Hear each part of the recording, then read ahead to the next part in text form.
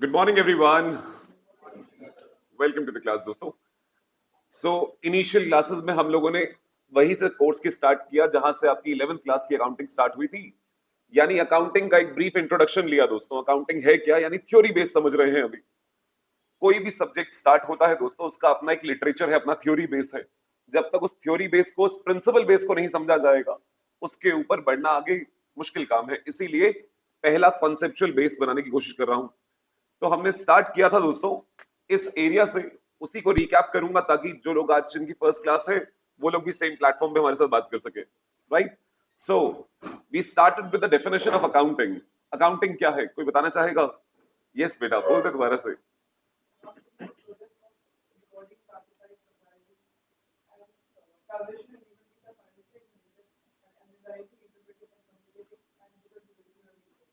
आप देख लो बच्चे ने एक भी वर्ड इधर उधर नहीं किया होगा। शाबाश मेरे बच्चे। So accounting is a process of recording, classifying, summarising. Recording कहां की जाती? जर्नल्स में। क्लासिफिकेशन कहां होती? लेजर्स में। एंड समराइजिंग, समराइजिंग का मतलब था trial balance and then financial statements. तो समराइजिंग फेज के अंदर ट्रायल बैलेंस भी आता और उसके बाद फाइनेंशियल स्टेटमेंट्स भी आते। ये सारा काम करना था ट्रांजैक्शंस और इवेंट्स का, जो फाइनेंशियल नेचर के हो। राइट। और उसके बाद एनालाइज करना था चीजों को, इंटरप्रेट करना था और कम्युनिकेट करना है results to the users. Analyse का मतलब था जैसे रेशियो एनालिसिस, मतलब फिगर्स को, एक फिगर को दूसरी फिगर से रिलेट करके देखना, एनालाइज करना। इंटरप्रेट करने का मतलब था इंटरप्रेट। डिक्शनरी मीनिंग क्या है इंटरप्रिटेशन का? Sorry, interpretation means to draw conclusions out of it. कि इंटरप्रेट यानी एक रिजल्ट आया तो आप देख के कहोगे ना ये कंपनी अच्छा परफॉर्म कर रही है, खराब परफॉर्म कर रही है, कंपटीशन के पर्सपेक्टिव से कैसा परफॉर्म कर रही है। That's interpretation. सो एनालाइज करना, फिगर्स को रिलेट करके देखना, इंटरप्रेट करना, उनसे कंक्लूजंस ड्रॉ करना, एंड फाइनली जो भी रिजल्ट्स आए हैं वो कम्युनिकेट करना टू दी यूजर्स। यूजर्स कौन है? पब्लिक यूजर है, गवर्नमेंट यूजर है, शेयर होल्डर्स यूजर है, क्रेडिटर्स यूजर है, बैंक्स, लेंडर्स, ये यूज, कस्टमर्स भी यूजर्स हैं। तो कोई बताना चाहेगा दोस्तों? सप्लायर भी यूजर है। बेटा सप्लायर क्यों यूजर है, क्या जानना चाहता है सप्लायर अकाउंटिंग इंफॉर्मेशन से? Why is the supplier a user of accounting information? जो उधार वो दे रहा है, जो ड्यूज उसके बन रहे हैं, क्या वो पैसा उसे मिल पाएगा या नहीं मिल पाएगा? So he wants to check the credit worthiness. Perfect बेटा। किसी ने बैंक बोला था, बैंक के लेंडर्स। बैंक भी एग्जैक्टली यही चीज देखना चाहता है कि जो पैसा वो उधार दे रहा है वो पैसे की वापसी होगी या नहीं। Share holders, you said share holders या ओनर्स। ओनर क्यों इंटरेस्टेड है बेटा?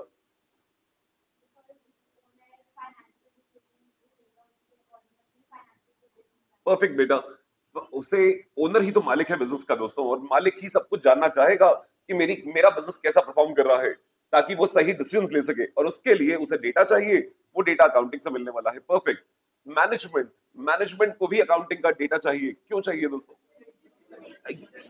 जैसे कंपनी में ओनरशिप और मैनेजमेंट अलग अलग होती है दोस्तों, तो बिजनेस मैनेजमेंट चला रही है, मैनेजमेंट को डिसीजन लेने के लिए माइन्यूटेस्ट लेवल ऑफ इंफॉर्मेशन चाहिए। तो वो सारी इंफॉर्मेशन देने के लिए अकाउंटिंग सिस्टम है। तो अकाउंटिंग के वो यूजर्स है। एम्प्लॉइज भी यूजर बोले आप लोगों ने। एम्प्लॉय क्यों यूजर है दोस्तों? उसकी सैलरी उसे टाइम पे मिलेगी नहीं मिलेगी, और हाँ, रीजनेबल सैलरी दी जा रही है, अपने वेज नेगोशिएशंस के लिए भी वो इंफॉर्मेशन चाहता है। परफेक्ट। किसी ने गवर्नमेंट भी बोला था। गवर्नमेंट, गवर्नमेंट क्यों यूजर है दोस्तों? गवर्नमेंट टैक्सेशन के लिए। और सिर्फ टैक्सेशन? पिछली क्लास में सिर्फ टैक्सेशन ही था, और भी कुछ था ना? सब्सिडीज। यस, बिल्कुल सही बात दोस्तों। सरकार की फिस्कल पॉलिसी में सिर्फ पैसा लेना ही नहीं होता, सरकार पैसा देती भी है। तो बिजनेस कितने प्रॉफिट्स कमा रहे हैं उनके हिसाब से उन पे टैक्स भी लगाया जाता है, कि सरकार को देश चलाने के लिए पैसा चाहिए। तो सरकार अपने टैक्सेशन डिसीजंस के लिए फाइनेंशियल इंफॉर्मेशन यूज करती है, अकाउंटिंग डेटा यूज करती है। लेकिन अगर किसी बिजनेस को सपोर्ट की जरूरत है, वो सपोर्ट भी सरकार प्रोवाइड करती है in the form of subsidies, grants etcetera. वो सब्सिडीज और ग्रांट प्रोवाइड करने के लिए भी सरकार को डेटा कहां से मिलेगा? फाइनेंशियल स्टेटमेंट से, अकाउंटिंग इंफॉर्मेशन से। राइट। तो इसके लिए भी फिर आप में से किसी ने कहा डेटर्स। डेटर्स, कस्टमर भी यूजर है। कस्टमर क्यों यूजर है? मैंने एक एग्जांपल लिया था मारुति और एमआरएफ वाला। राइट। आप देखिए, Maruti is a customer of MRF. Right.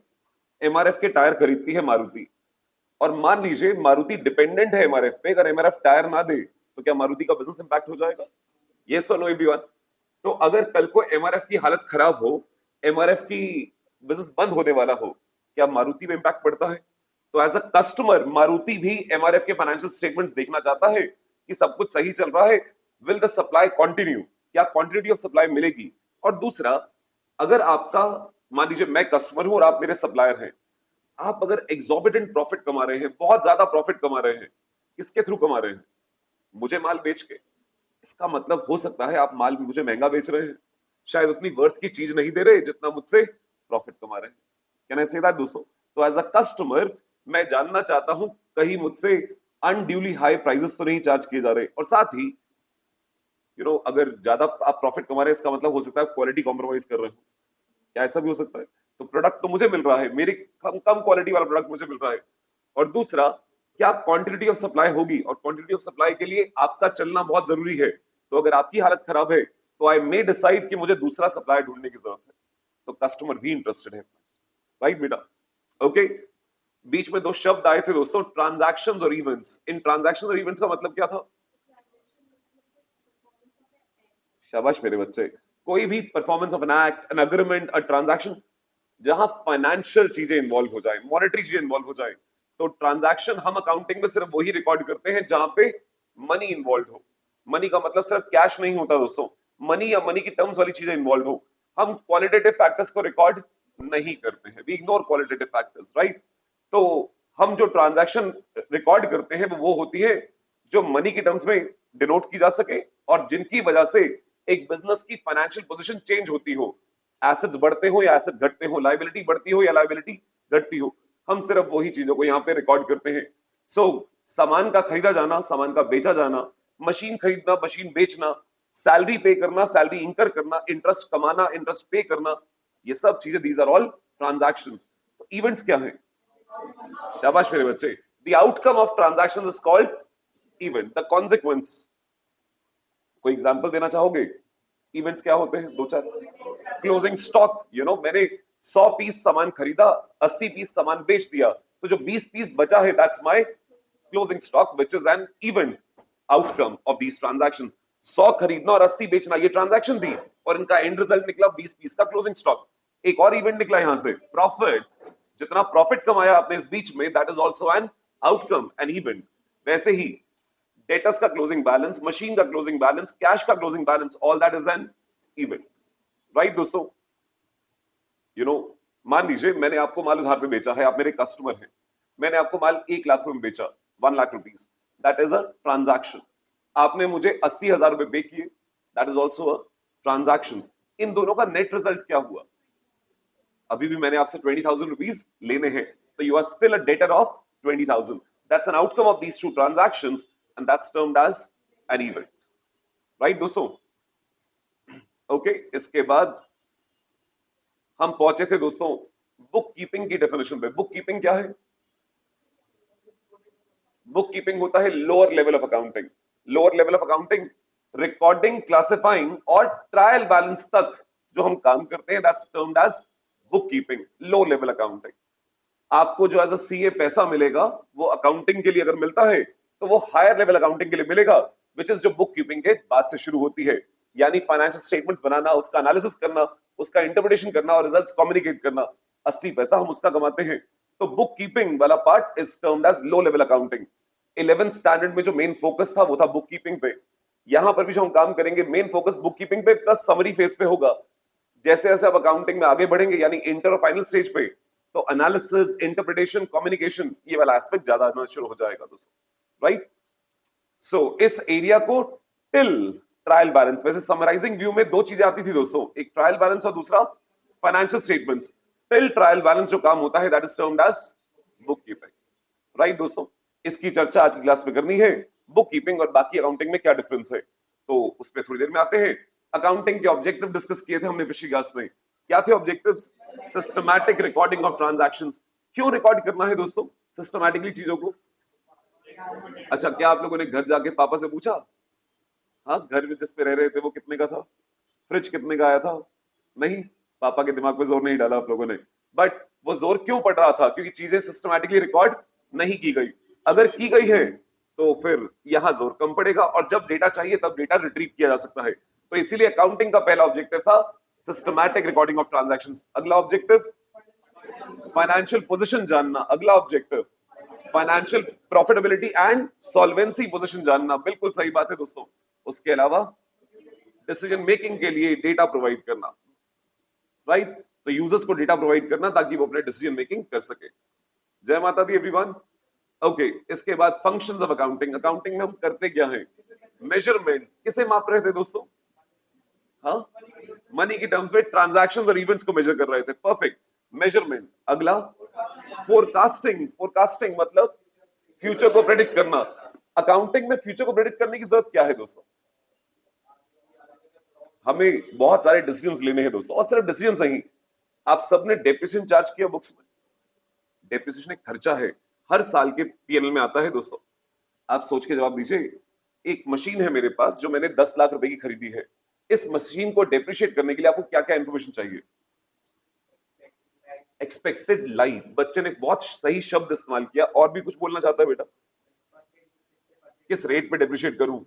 Scrap value. अच्छा, चलिए सोच के जवाब दीजिएगा। बच्चे ने पहला शब्द बोला एक्सपेक्टेड लाइफ। मैं उस वर्ड को थोड़ा और कंप्लीट कर देता हूं, एक्सपेक्टेड यूजफुल लाइफ। अब आप सोच के बताइए, ये मशीन कितने साल चलेगी? यही कहना चाहता है बेटा। क्या वो कंफर्म्ड है या एक एस्टिमेट है? You are doing a forecast. आप अपने डेप के खर्चे को निकालने के लिए आप एक फोरकास्टिंग कर रहे हैं कि ये मशीन कितने साल चलने वाली है। Scrap value. अब मान लीजिए मैंने 10 लाख की मशीन खरीदी और हम कहते हैं स्क्रैप वैल्यू 1 लाख रुपए है। इस 1 लाख का मतलब क्या है दोस्तों? कि जब मशीन की यूजफुल लाइफ खत्म होगी, this machine is expected to yield 1 lakh rupees. क्या वो कंफर्म्ड अमाउंट है या अगेन एक एस्टिमेट है? फोरकास्ट है दोस्तों, फोरकास्ट। तो we are surrounded by estimates while doing accounting. हमें एक पीरियड की अकाउंटिंग करनी होती है और उस पीरियड के अकाउंट्स बंद करने के लिए हमें बहुत सारे अनुमान लगाने पड़ते हैं, राइट? सो फोरकास्टिंग बहुत सारी चीजों के लिए की जाती है। डिसीजन मेकिंग के लिए, अपने प्रॉपर अकाउंट्स बनाने के लिए हमें फोरकास्टिंग करने की जरूरत है। चलिए आप लोगों से एक सिंपल सा एग्जांपल लेता हूं, आज की क्लास में आगे भी काम आएगा दोस्तों। मान लीजिए मेरे बिजनेस के ऊपर किसी ने केस किया है कि मैंने उसका कॉपीराइट ट्रेडमार्क इस्तेमाल किया है बिना उसकी परमिशन के, जिसे टेक्निकल भाषा में कहते हैं इंफ्रिंजमेंट ऑफ कॉपीराइट्स। मैंने किसी और का कॉपीराइट इस्तेमाल किया है, ऐसा दूसरी पार्टी ने मेरे ऊपर केस किया है और मेरे पास लीगल नोटिस आ गया है। मैं भागा भागा अपने लॉयर के पास गया कि क्या होगा इस केस में, और मेरा लॉयर मुझसे सब कुछ समझता है, क्या क्या हुआ है पास्ट में, and he tells me sir case हारने के चांसेस ज्यादा है। मैं कहता हूं क्या देना पड़ेगा, एंड वो अपनी सारी कैलकुलेशन करके कहते हैं तकरीबन 2 लाख रुपए देने पड़ेंगे। मुझे क्या करना चाहिए? सॉरी बेटा, क्या मुझे 2 लाख का प्रोविजन बनाना चाहिए? हाँ दोस्तों, यस और नो एवरीवन। आपने कभी कॉन्सेप्ट पढ़ा था कंजर्वेटिज्म, प्रूडेंस? ये नाम सुना है everyone? So we provide for all anticipated losses. क्या ऐसा कुछ करते थे हम दोस्तों? तो क्या मुझे ये 2 लाख का प्रोविजन बना देना चाहिए? अब सोच के जवाब दीजिए, क्या मेरा हारना तय है? Is it sure? क्या वो जो लॉयर जिसके मैं गया हूं भगवान है? नहीं ना दोस्तों, उसने अपनी कैलकुलेशन करके कहा कि आपके हारने के चांसेस ज्यादा हैं। उसने प्रोबेबिलिटी लगाई कि 70% चांस है आप केस हारोगे, 30% चांस है बच भी सकता है। फिर मैंने उससे पूछा कितना देना पड़ेगा? क्या वो 2 लाख जो वो बता रहा है वो कंफर्म्ड अमाउंट है? कंफर्म तो जज बताएगा दोस्तों, राइट? उसने जो 2 लाख बोला वो एक एस्टिमेट है। अकाउंटिंग में हम एस्टिमेट से घिरे होते हैं। सो फोरकास्टिंग बहुत सारी चीजों की करनी पड़ती है। So we do measurement, we do forecasting of things, right? Okay, उसके बाद डिसीजन मेकिंग। फोरकास्टिंग करनी क्यों है दोस्तों? ताकि अकाउंट सही बनाए जा सके और हम फ्यूचर के लिए डिसीजंस ले सके। Perfect everyone. और कंपैरिजन एंड इवैल्यूएशन। कंपैरिजन, किससे किसका कंपैरिजन करना है? इंटरफर्म, इंट्राफर्म। अपना ही कंपैरिजन करना है अपने पास के डेटा से, और अपना कंपैरिजन दूसरी फर्म से, अपने कॉम्पिटिटर से भी करना है। परफेक्ट। उससे फायदा क्या होगा? क्यों करना चाहते हो? अपनी परफॉर्मेंस पता चलेगी, हम कहां सही जा रहे हैं, कहां गलत जा रहे हैं। अगर कहीं गलत जा रहे हैं तो उसे कंट्रोल किया जा सकता है, इंप्रूव किया जा सकता है। Okay, control. कंट्रोल का मतलब क्या था? ओके बेटा, बिजनेस में हर एक एसेट पे हमारा कंट्रोल होना बहुत जरूरी है। तो as a finance professional, as an accountant, as a finance person of a business, हमारी जिम्मेदारी है कि पैसा और पैसे जुड़ी हुई चीजों पे हमारा कंट्रोल हो। पैसा पूरे बिजनेस को बांध के रखता है। हर एक फंक्शन ऑफ अ बिजनेस, चाहे प्रोडक्शन फंक्शन, चाहे सेल्स फंक्शन, चाहे marketing, everybody is connected through money. और मनी हमारे कंट्रोल में होती है। इसीलिए बिजनेस में कंट्रोलरशिप का फंक्शन निभाना हमारे लिए बहुत जरूरी रोल होता है। तो कोई चीज लीक आउट ना हो जाए, कोई फालतू के डिस्काउंट्स ना दिए जा रहे हो, कोई एसेट की चोरी ना हो रही हो, बिजनेस की चीजों पे कंट्रोल होना बहुत जरूरी है और वो कंट्रोल हम लगाते हैं दोस्तों। कोई फ्रॉड्स ना हो जाए बिजनेस के अंदर, we implement controls so that those frauds could be detected और इवन प्रिवेंटेड। राइट दोस्तों? चलिए सोच के जवाब दीजिएगा। आप लोग कभी किसी शोरूम में मान लीजिए जूते खरीदने गए हैं, you gone to a showroom to buy shoes, आपने 2000 रुपए के जूते खरीदे और पेमेंट कैश में कर दी। राइट? सामने वाले ने, कैशियर ने आपका बिल बनाया और आपसे पैसे लिए, आपको बिल दिया and he said thank you sir for paying a visit, come again, welcome you. और जैसे ही आप शोरूम से बाहर निकलते हैं आपके पास एक थैंकिंग यू का मैसेज आ रहा होता है। शोरूम से मैसेजेस आते हैं दोस्तों, thank you for shopping with us for 2000 rupees. ये मैसेज क्यों आया होगा दोस्तों? पब्लिक, बच्चा कह रहा है सर पब्लिक रिलेशंस के लिए, अपनी अच्छी इमेज बनाने के लिए आपको बार बार थैंक किया जाता है। बट थैंक यू तो आपके कैशियर ने ही कर दिया था आपको, कि आपने पैसे दिए, उस शॉपिंग करी, उसने सामान पकड़ाया और आपको थैंक यू बोला, कितने प्यार से उसने ग्रीट किया था। तो एक एसएमएस की जरूरत क्या है? और सॉरी, बच्चा ने कहा सर एक ऑनलाइन रिकॉर्ड हो जाएगा, बिल्कुल सही बात है। अब देखिए दोस्तों, ये सब बातें कनेक्टेड हैं। अगर आप इन सबको लिंक करेंगे, कंट्रोल ये बहुत बड़ी चीज है जो हम बिल्ट इन करते हैं। हमें कई बार लगता है कि मैसेज तो मार्केटिंग वालों ने भिजवाया होगा, सेल्स एंड मार्केटिंग वालों ने, कि अपनी सेल्स प्रमोट करने के लिए सब काम कर रहे हैं, कस्टमर को खुश करने के लिए। वो तो है ही दोस्तों, वो एक कारण है, कस्टमर को खुश रखना है, लेकिन उसके साथ साथ और भी कारण है। फॉर एग्जाम्पल, मान लीजिए मैं गया था शोरूम में और ये शोरूम की कैशियर है, ठीक है, मैंने 2000 की शॉपिंग करी और 2000 रुपए कैश पकड़ा दिए। इन्होंने इधर देखा, उधर देखा, कोई है नहीं, इन्होंने वो 2000 रुपए अपनी जेब में डाल लिए, ठीक है, लेकिन जूते तो खरीदे गए हैं, एक पेयर ऑफ शूज तो कम है। तो इन्होंने क्या किया, इन्होंने बिल को मॉडिफाई किया। मुझे बिल कितने का दिया था? 2000 रुपए। इन्होंने बिल को मॉडिफाई किया और बिल कर दिया 1500 रुपए, 500 रुपए अपनी जेब में डाल लिए। मेरी बात समझे दोस्तों? बिल कितने का कटा था वैसे? 2000। सब कुछ सिस्टम में है दोस्तों। इन्होंने बिल को जाके एडिट किया, चीजें एडिट हो सकती है, इन्होंने जाके बिल को एडिट किया और 1500 कर दिया कि कस्टमर को हमने 500 रुपए का डिस्काउंट दिया। और कस्टमर से पैसा कितना लिया? 1500। लिया कितना है वैसे? और 500 रुपए उठा के अपनी जेब में, कोई देख थोड़ा ना रहा है। क्या बिजनेस का 500 रुपए का नुकसान है? यस और नो एवरीवन? कंट्रोल करना चाहिए। कौन करेगा? हम करेंगे। So as a finance professional, ये रेवेन्यू लीकेज ना हो जाए, कोई कैशियर ऐसे पैसा चुरा ना सके, इन सब के लिए हमें कंट्रोल्स बिल्ट इन करने हैं। तो कंट्रोल्स बिल्ट करने के लिए बहुत सारे काम किए जाएंगे, उनमें से एक काम ये एसएमएस भी है। जैसे ही वो बिल सेव किया गया, कस्टमर के पास एक मैसेज आया, thank you for shopping with us for 1500 rupees. अब आप अगर कस्टमर है और आप वो मैसेज देखते हैं तो आपको क्या लगेगा? अरे मैंने तो शॉपिंग 2000 की करी, ये मैसेज 1500 कैसे आया? अब देखिए, बहुत सारे लोग तो ये मैसेज पढ़ते ही नहीं है, अरे आया होगा कोई बात नहीं, इग्नोर। लेकिन 100 में से एक बंदा तो पढ़ लेगा। अगर उसने पढ़ा और उसको लगा यार मैंने तो 2000 की शॉपिंग करी, मैसेज 1500 का आ रहा है, नीचे लिखा हुआ है for any queries you can contact the customer care number, वो नंबर भी दिया है, क्या वो कॉल कर देगा? सर मैंने तो अभी 2000 की शॉपिंग करी, आप 1500 का बिल दे रहे हो, 1500 का मैसेज भेज रहे हो, क्या ऐसा हो सकता है? क्या वो चोरी पकड़ी जा सकती है? सो ये जो एसएमएस आते हैं, ये सेल्स एंड मार्केटिंग का टूल है, लेकिन उसमें हमारा फाइनेंस एंगल भी है। हम चीजें कंट्रोल करना चाहते हैं कि कोई ऐसी रेवेन्यू लीकेज ना करे। मेरी बात समझ आती है दोस्तों? एक और एग्जांपल लेता हूं, ध्यान से समझिएगा। अब बच्चे के दिमाग में आता है, सर बिल को एडिट ही मत होने देते, 2000 का बिल बना था, 1500 होने ही ना देते। और ये कंट्रोल हम बिल्ड करते हैं कि चीजें एडिट ना हो सके। फॉर एग्जाम्पल, मैकडोनल्ड्स गए हो कभी दोस्तों? आज अब फिर जाइएगा, जब भी आप अगली बार जाएं एक काम कीजिएगा, अपना ऑर्डर प्लेस कर दीजिएगा। मान लो वेजिटेरियन हो और आपने ऑर्डर प्लेस किया, भैया 4 मैक वेजी दे दीजिए, से ओनली मैक वेजी। उसने आपको कहा मैम ऑर्डर प्लीज चेक कर लीजिए, सर मैम ऑर्डर चेक कर लीजिए, सो ओके है, आपने कहा ओके, और उसने ऑर्डर सेव कर दिया और अंदर प्रिंटिंग, अंदर बनने के लिए चला गया है। और आप 2 मिनट बाद बोलिए भैया एक काम करो, 4 मैक वेजी की जगह 2 मैक वेजी कर दीजिए, 2 मैक आलू टिक्की कर दीजिए।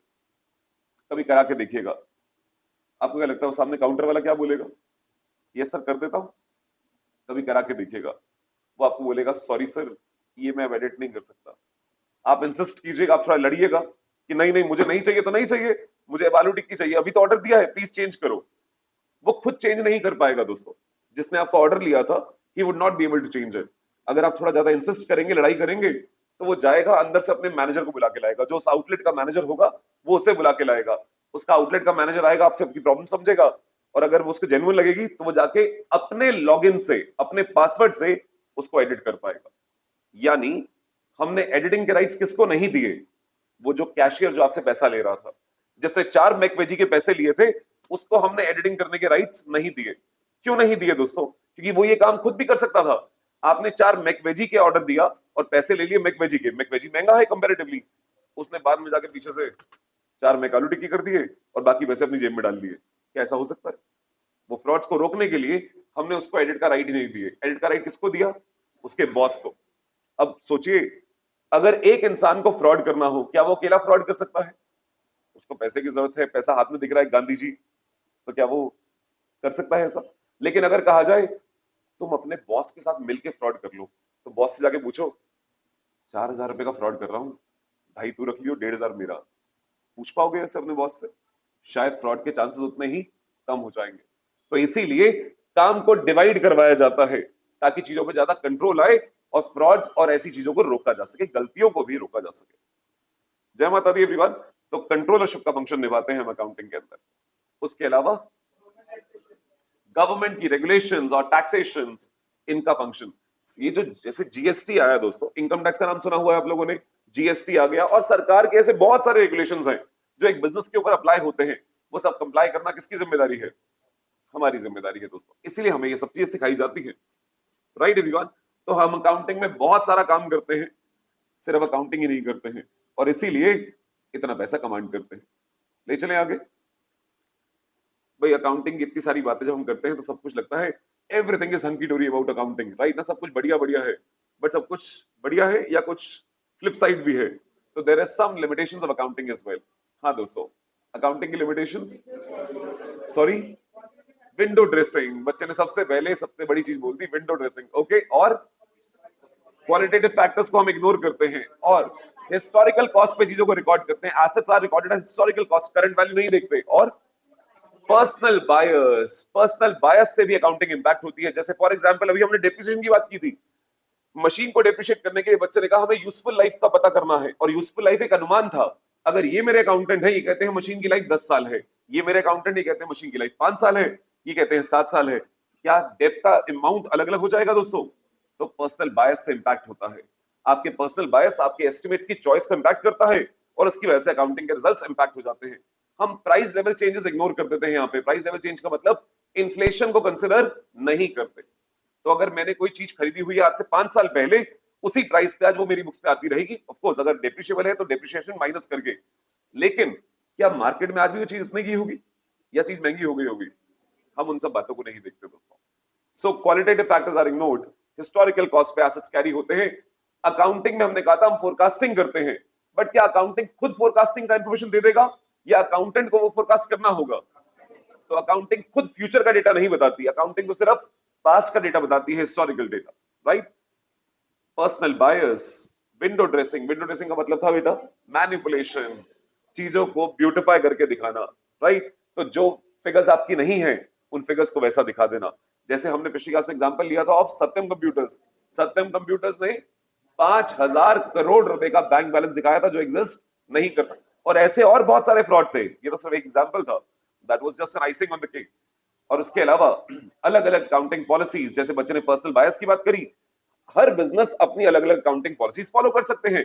ऑफ कोर्स लीगल दायरे में रहते हुए, जो जो प्रिंसिपल्स अलाउड है उस दायरे में रहते हुए। मान लीजिए इनका बिजनेस एक पॉलिसी फॉलो करता है, इनका बिजनेस दूसरी पॉलिसी फॉलो करता है, और ये दोनों कॉम्पिटिटर्स हैं, क्या इनके अकाउंट्स अब कंपेरेबल हैं? लेकिन हमने तो कहा था अकाउंटिंग का बेसिक ऑब्जेक्टिव है कंपैरिजन, वो तो डिफीट हो गया दोस्तों। तो इसीलिए अकाउंटिंग में कई जगहों पर आपको अलग अलग पॉलिसीज चूज करने की ऑप्शन मिलती है, और अगर आप वो चूज करते हैं तो आपके अकाउंट्स इंटरफर्म कंपैरिजन के पर्पस को डिफीट करते हैं उस एस्पेक्ट में। राइट। फिर हम पहुंचे थे दोस्तों अकाउंटिंग की 5 सब फील्ड्स पे, 5 सब फील्ड और ब्रांचेस ऑफ अकाउंटिंग। कोई बताना चाहेगा नाम देख के? हाँ हाँ हाँ बेटा।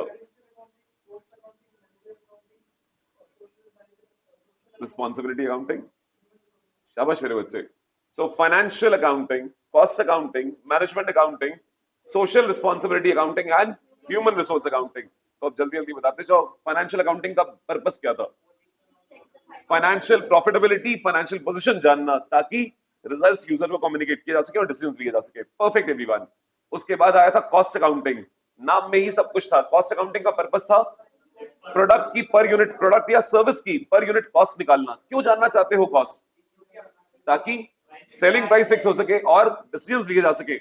और अगर कॉस्ट को कंट्रोल करने की जरूरत है, कॉस्ट बहुत ज्यादा आ रही है, कंट्रोल करने की जरूरत है, तो वो भी कंट्रोल किया जा सके।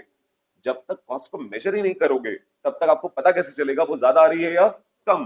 कंट्रोल करने की बातें ही नहीं हो सकती दोस्तों। तो इसीलिए जन्म हुआ था इंडस्ट्रियल रेवोल्यूशन के टाइम पे कॉस्ट अकाउंटिंग का। फिर आई बात मैनेजमेंट अकाउंटिंग की। मैनेजमेंट अकाउंटिंग का पहले तो मतलब आपके दिमाग में पहली चीज स्ट्राइक होनी चाहिए, मैनेजमेंट के लिए अकाउंटिंग, राइट ना? मैनेजमेंट के लिए अकाउंटिंग।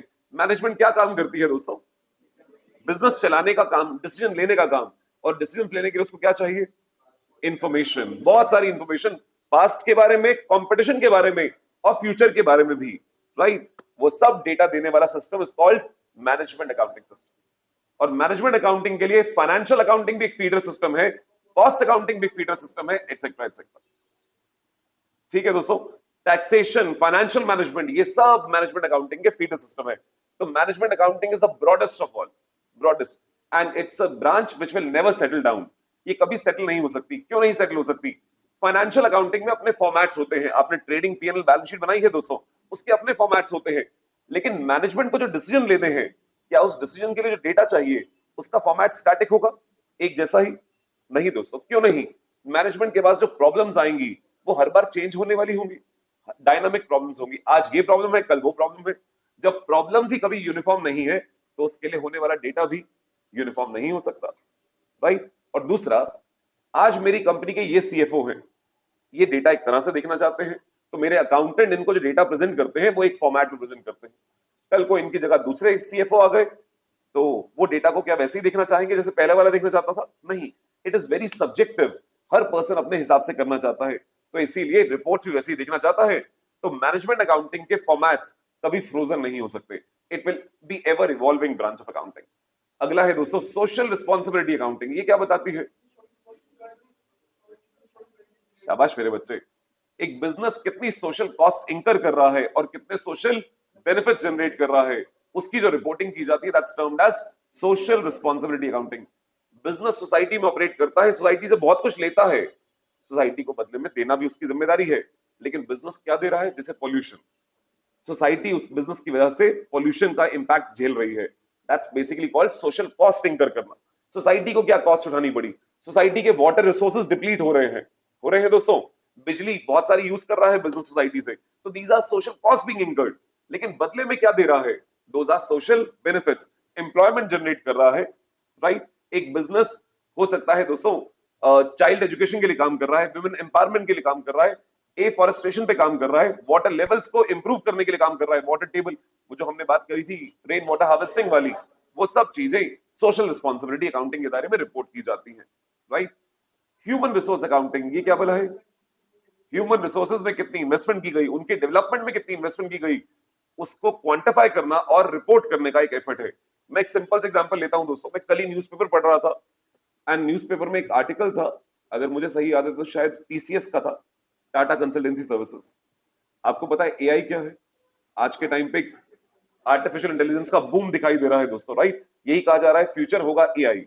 तो कल के न्यूज़पेपर में एक आर्टिकल था जहां पर टीसीएस के सीईओ का इंटरव्यू था एंड उनसे पूछा गया एआई के बारे में और आपकी तैयारी कितनी है एआई के बारे में। एंड ही सेड हमारे एम्प्लॉइज ने 50 million hours 50 million hours AI के ऊपर स्पेंड किए हैं, एआई की ट्रेनिंग्स के ऊपर, यानी दे हैव अक्वायर्ड स्किल्स।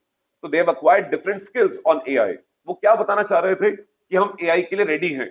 कल को अगर हमारे किसी क्लाइंट को एआई का कुछ काम करवाना है, हमारे पास एक वर्कफोर्स है जो ट्रेंड है, एआई के ऊपर ट्रेंड है। हमारे एम्प्लॉइज ने नए नए स्किल्स डेवलप किए हैं उन 50 मिलियन आवर्स के अंदर। तो आप देखिए ये 50 मिलियन आवर्स का डेटा कहां से आया? किसी ने तो क्वांटिफाई किया कि ट्रेनिंग्स पे एम्प्लॉइज के ऊपर कितना घंटे स्पेंड किए गए, कितना एफर्ट लगाया गया, वो सब इस एरिया की बात है दोस्तों, ह्यूमन रिसोर्स अकाउंटिंग। ह्यूमंस के ऊपर, ह्यूमन फैक्टर के ऊपर, मैन पावर के ऊपर, उनकी डेवलपमेंट के ऊपर, उनकी ट्रेनिंग्स के ऊपर कितना एफर्ट लगाया गया है, उसे क्वांटिफाई करना और रिपोर्ट करना। समझ आती है बात दोस्तों? एवरीवन, सो ये थी आपकी 5 ब्रांचेस ऑफ अकाउंटिंग, और फिर हम पहुंचे थे यूजर्स पे। यूजर की चर्चा हम पहले ही कर चुके हैं। यहां तक बातें हमने पिछली क्लास में की थी। क्या किसी को कोई डाउट है दोस्तों? ले चले आगे। तो इस एरिया का एक छोटा सा टॉपिक रह गया था, विच वाज बुक कीपिंग और अकाउंटिंग का डिफरेंशिएशन। चलिए अब उस पर चलते हैं। सो बुक कीपिंग का मतलब था लो लेवल अकाउंटिंग, जिसमें रिकॉर्डिंग आ जाता, क्लासिफिकेशन आ जाता और समराइजिंग में ट्रायल बैलेंस तक आ जाता। हम कहते हैं दोस्तों कि जो असली अकाउंटिंग है वो स्टार्ट होती है when the book keeping ends, यानी ट्रायल बैलेंस के बाद से। बट क्या ट्रायल बैलेंस अकाउंटिंग नहीं होती? होती है, but that's a low level accounting. तो ये सारा अकाउंटिंग का पार्ट है दोस्तों, लेकिन उस अकाउंटिंग में अगर मैं कहूं एक सबसेट है छोटा level accounting, that's called book keeping. CA बनने के बाद जैसे जैसे आप हायरार्की में ग्रो करेंगे, मैनेजमेंट में ऊपर जाएंगे, या सीएमए बनने के बाद जैसे जैसे आप ऊपर जाएंगे, आपका जो असली काम होगा वो हायर लेवल अकाउंटिंग का होगा, लोअर लेवल अकाउंटिंग का नहीं। लोअर लेवल अकाउंटिंग के लिए आपके नीचे फौज होगी जो ये काम कर रही होगी। जितनी बड़ी कंपनी में काम करेंगे उतना बड़ा आपके पास टीम होगा, जिसमें बीकॉम्स होंगे, ग्रेजुएट्स होंगे, पोस्ट ग्रेजुएट्स होंगे, एक्सेट्रा एक्सेट्रा, जो ये काम करेंगे। आपका काम होगा उन्हें सुपरवाइज करना और उसके ऊपर के डिसीजंस लेना। Right everyone? चलिए, तो बुक कीपिंग और अकाउंटिंग में क्या डिफरेंस है? अगर प्रिंसिपली बात करूं तो क्या मैं ये कह सकता हूं दोस्तों, बुक कीपिंग इनिशियल स्टेज है, प्राइमरी फेज है, और अकाउंटिंग सेकेंडरी फेज है। प्राइमरी और सेकेंडरी समझते हो दोस्तों? पहले वाला और बाद वाला। पहले क्या काम हो रहा है? Book keeping. बाद में क्या हो रहा है? बुक कीपिंग बेस है अकाउंटिंग का, इसके बिना आपके फाइनेंशियल बन नहीं सकते। फाइनेंशियल बनाने के लिए मुझे ट्रायल बैलेंस चाहिए होता है, और ट्रायल बैलेंस बनाने के लिए लेजर चाहिए, और लेजर के लिए जर्नल चाहिए। तो ये सब बेस है अकाउंटिंग का। और अकाउंटिंग बिजनेस की लैंग्वेज है, इस वर्ड्स पे गौर कीजिएगा, अकाउंटिंग बिजनेस की लैंग्वेज है। एक भाषा होती है ना दोस्तों, जैसे हम हिंदी बोल रहे हैं या इंग्लिश बोल रहे हैं या पंजाबी बोल रहे हैं, वैसे ही अकाउंटिंग बिजनेस की ट्रांजैक्शन और इवेंट्स की भाषा है। वो दर्शाती है क्या हुआ है बिजनेस के अंदर। राइट दोस्तों? जब आप कोई ट्रांजैक्शन पढ़ते हैं वो आपसे बात करती है, बस आपको भी बात करना आना चाहिए, otherwise it's a language of business. Right? उसके अलावा मुझे बताइए, फाइनेंशियल स्टेटमेंट्स कौन से फेज में बनेंगे, बुक कीपिंग में या अकाउंटिंग में? अकाउंटिंग में, क्योंकि बुक कीपिंग कहां खत्म हो गई? ट्रायल बैलेंस में। तो financial statements are part of accounting phase. और आप बताइए, डिसीजन मेकिंग की प्रॉफिटेबिलिटी कितनी है, पोजीशन कितनी है, वो सब चीजें चाहिए मुझे डिसीजंस लेने के लिए। तो डिसीजन मेकिंग किस फेज में हो पाएगी? अकाउंटिंग फेज के अंदर। समझ आती है बात दोस्तों? तो लीजिए, एक एक करके चलेंगे। पहला पॉइंट पढ़ेंगे, scope. Book keeping is primarily concern with recording, हालांकि रिकॉर्डिंग के साथ क्लासिफिकेशन भी होगा और ट्रायल बैलेंस समराइजिंग भी होगा, बट मेन थ्रस्ट किस एरिया पे है? रिकॉर्डिंग। उसके बाद अकाउंटिंग का main focus summarising, that is financial statements बनाना, और उसके बाद वाले कामों पे है। Stage, account book keeping is the primary stage and accounting is the secondary stage. सोच के जवाब देना दोस्तों। जैसा मैंने अभी कहा, आपको असली पैसा किस चीज के लिए मिलेगा? तो असली स्किल्स किस चीज के लिए चाहिए, बुक कीपिंग के लिए या अकाउंटिंग के लिए? बुक कीपिंग तो आप लोग 11th में भी करके आए, तो यानी स्कूल का बच्चा भी अकाउंटिंग कर लेता है, बीकॉम वाले भी कर लेंगे। तो हमारे स्किल्स किस चीज के लिए चाहिए? हायर लेवल अकाउंटिंग के लिए। तो book keeping does not require specialised skills, but accounting does require. अगला पॉइंट जल्दी से पढ़िए, नॉलेज वाला पॉइंट।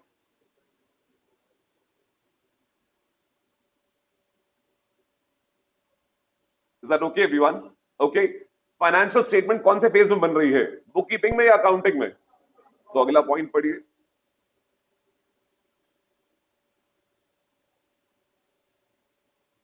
डन। तो फाइनेंशियल स्टेटमेंट्स बनेंगी तभी तो आपकी फाइनेंशियल पोजीशन और प्रॉफिटेबिलिटी पता चलेगी। वो कौन से फेज में पता चल रही है? अगला पॉइंट पढ़िए। राइट? डिसीजन मेकिंग कहां हो पाएगी? अगला पॉइंट पढ़िए।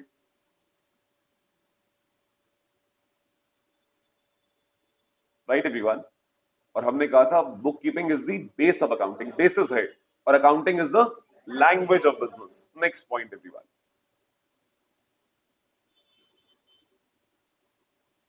डन बच्चे? और आप बताएं, अभी आपने 5 ब्रांचेस पढ़ी थी, किस चीज की? अकाउंटिंग की। बुक कीपिंग की कोई सब ब्रांचेस नहीं होती है, लेकिन अकाउंटिंग की 5 सब ब्रांचेस हैं। पढ़िए नेक्स्ट पॉइंट। तो क्या सर मुझे ये डिफरेंसेस याद करने हैं? देखो दोस्तों, ये बहुत सारी ऐसी चीजें हैं जो समझनी है, समझ ली तो अपने अंदर से आएंगी।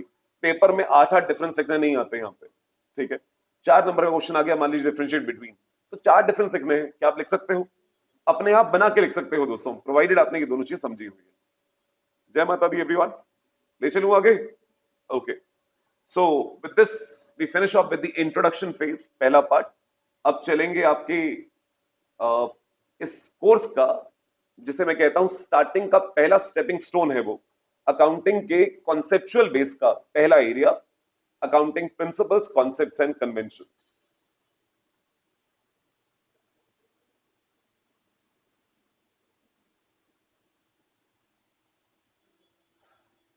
अब थोड़ा सा याद कीजिए, जब आप 11th स्टैंडर्ड में थे, आपको कोर्स की स्टार्टिंग में शायद एक चैप्टर पढ़ाया गया था जिसका टाइटल यही था, accounting concepts, principles and conventions. क्या ऐसा कुछ सुना था दोस्तों?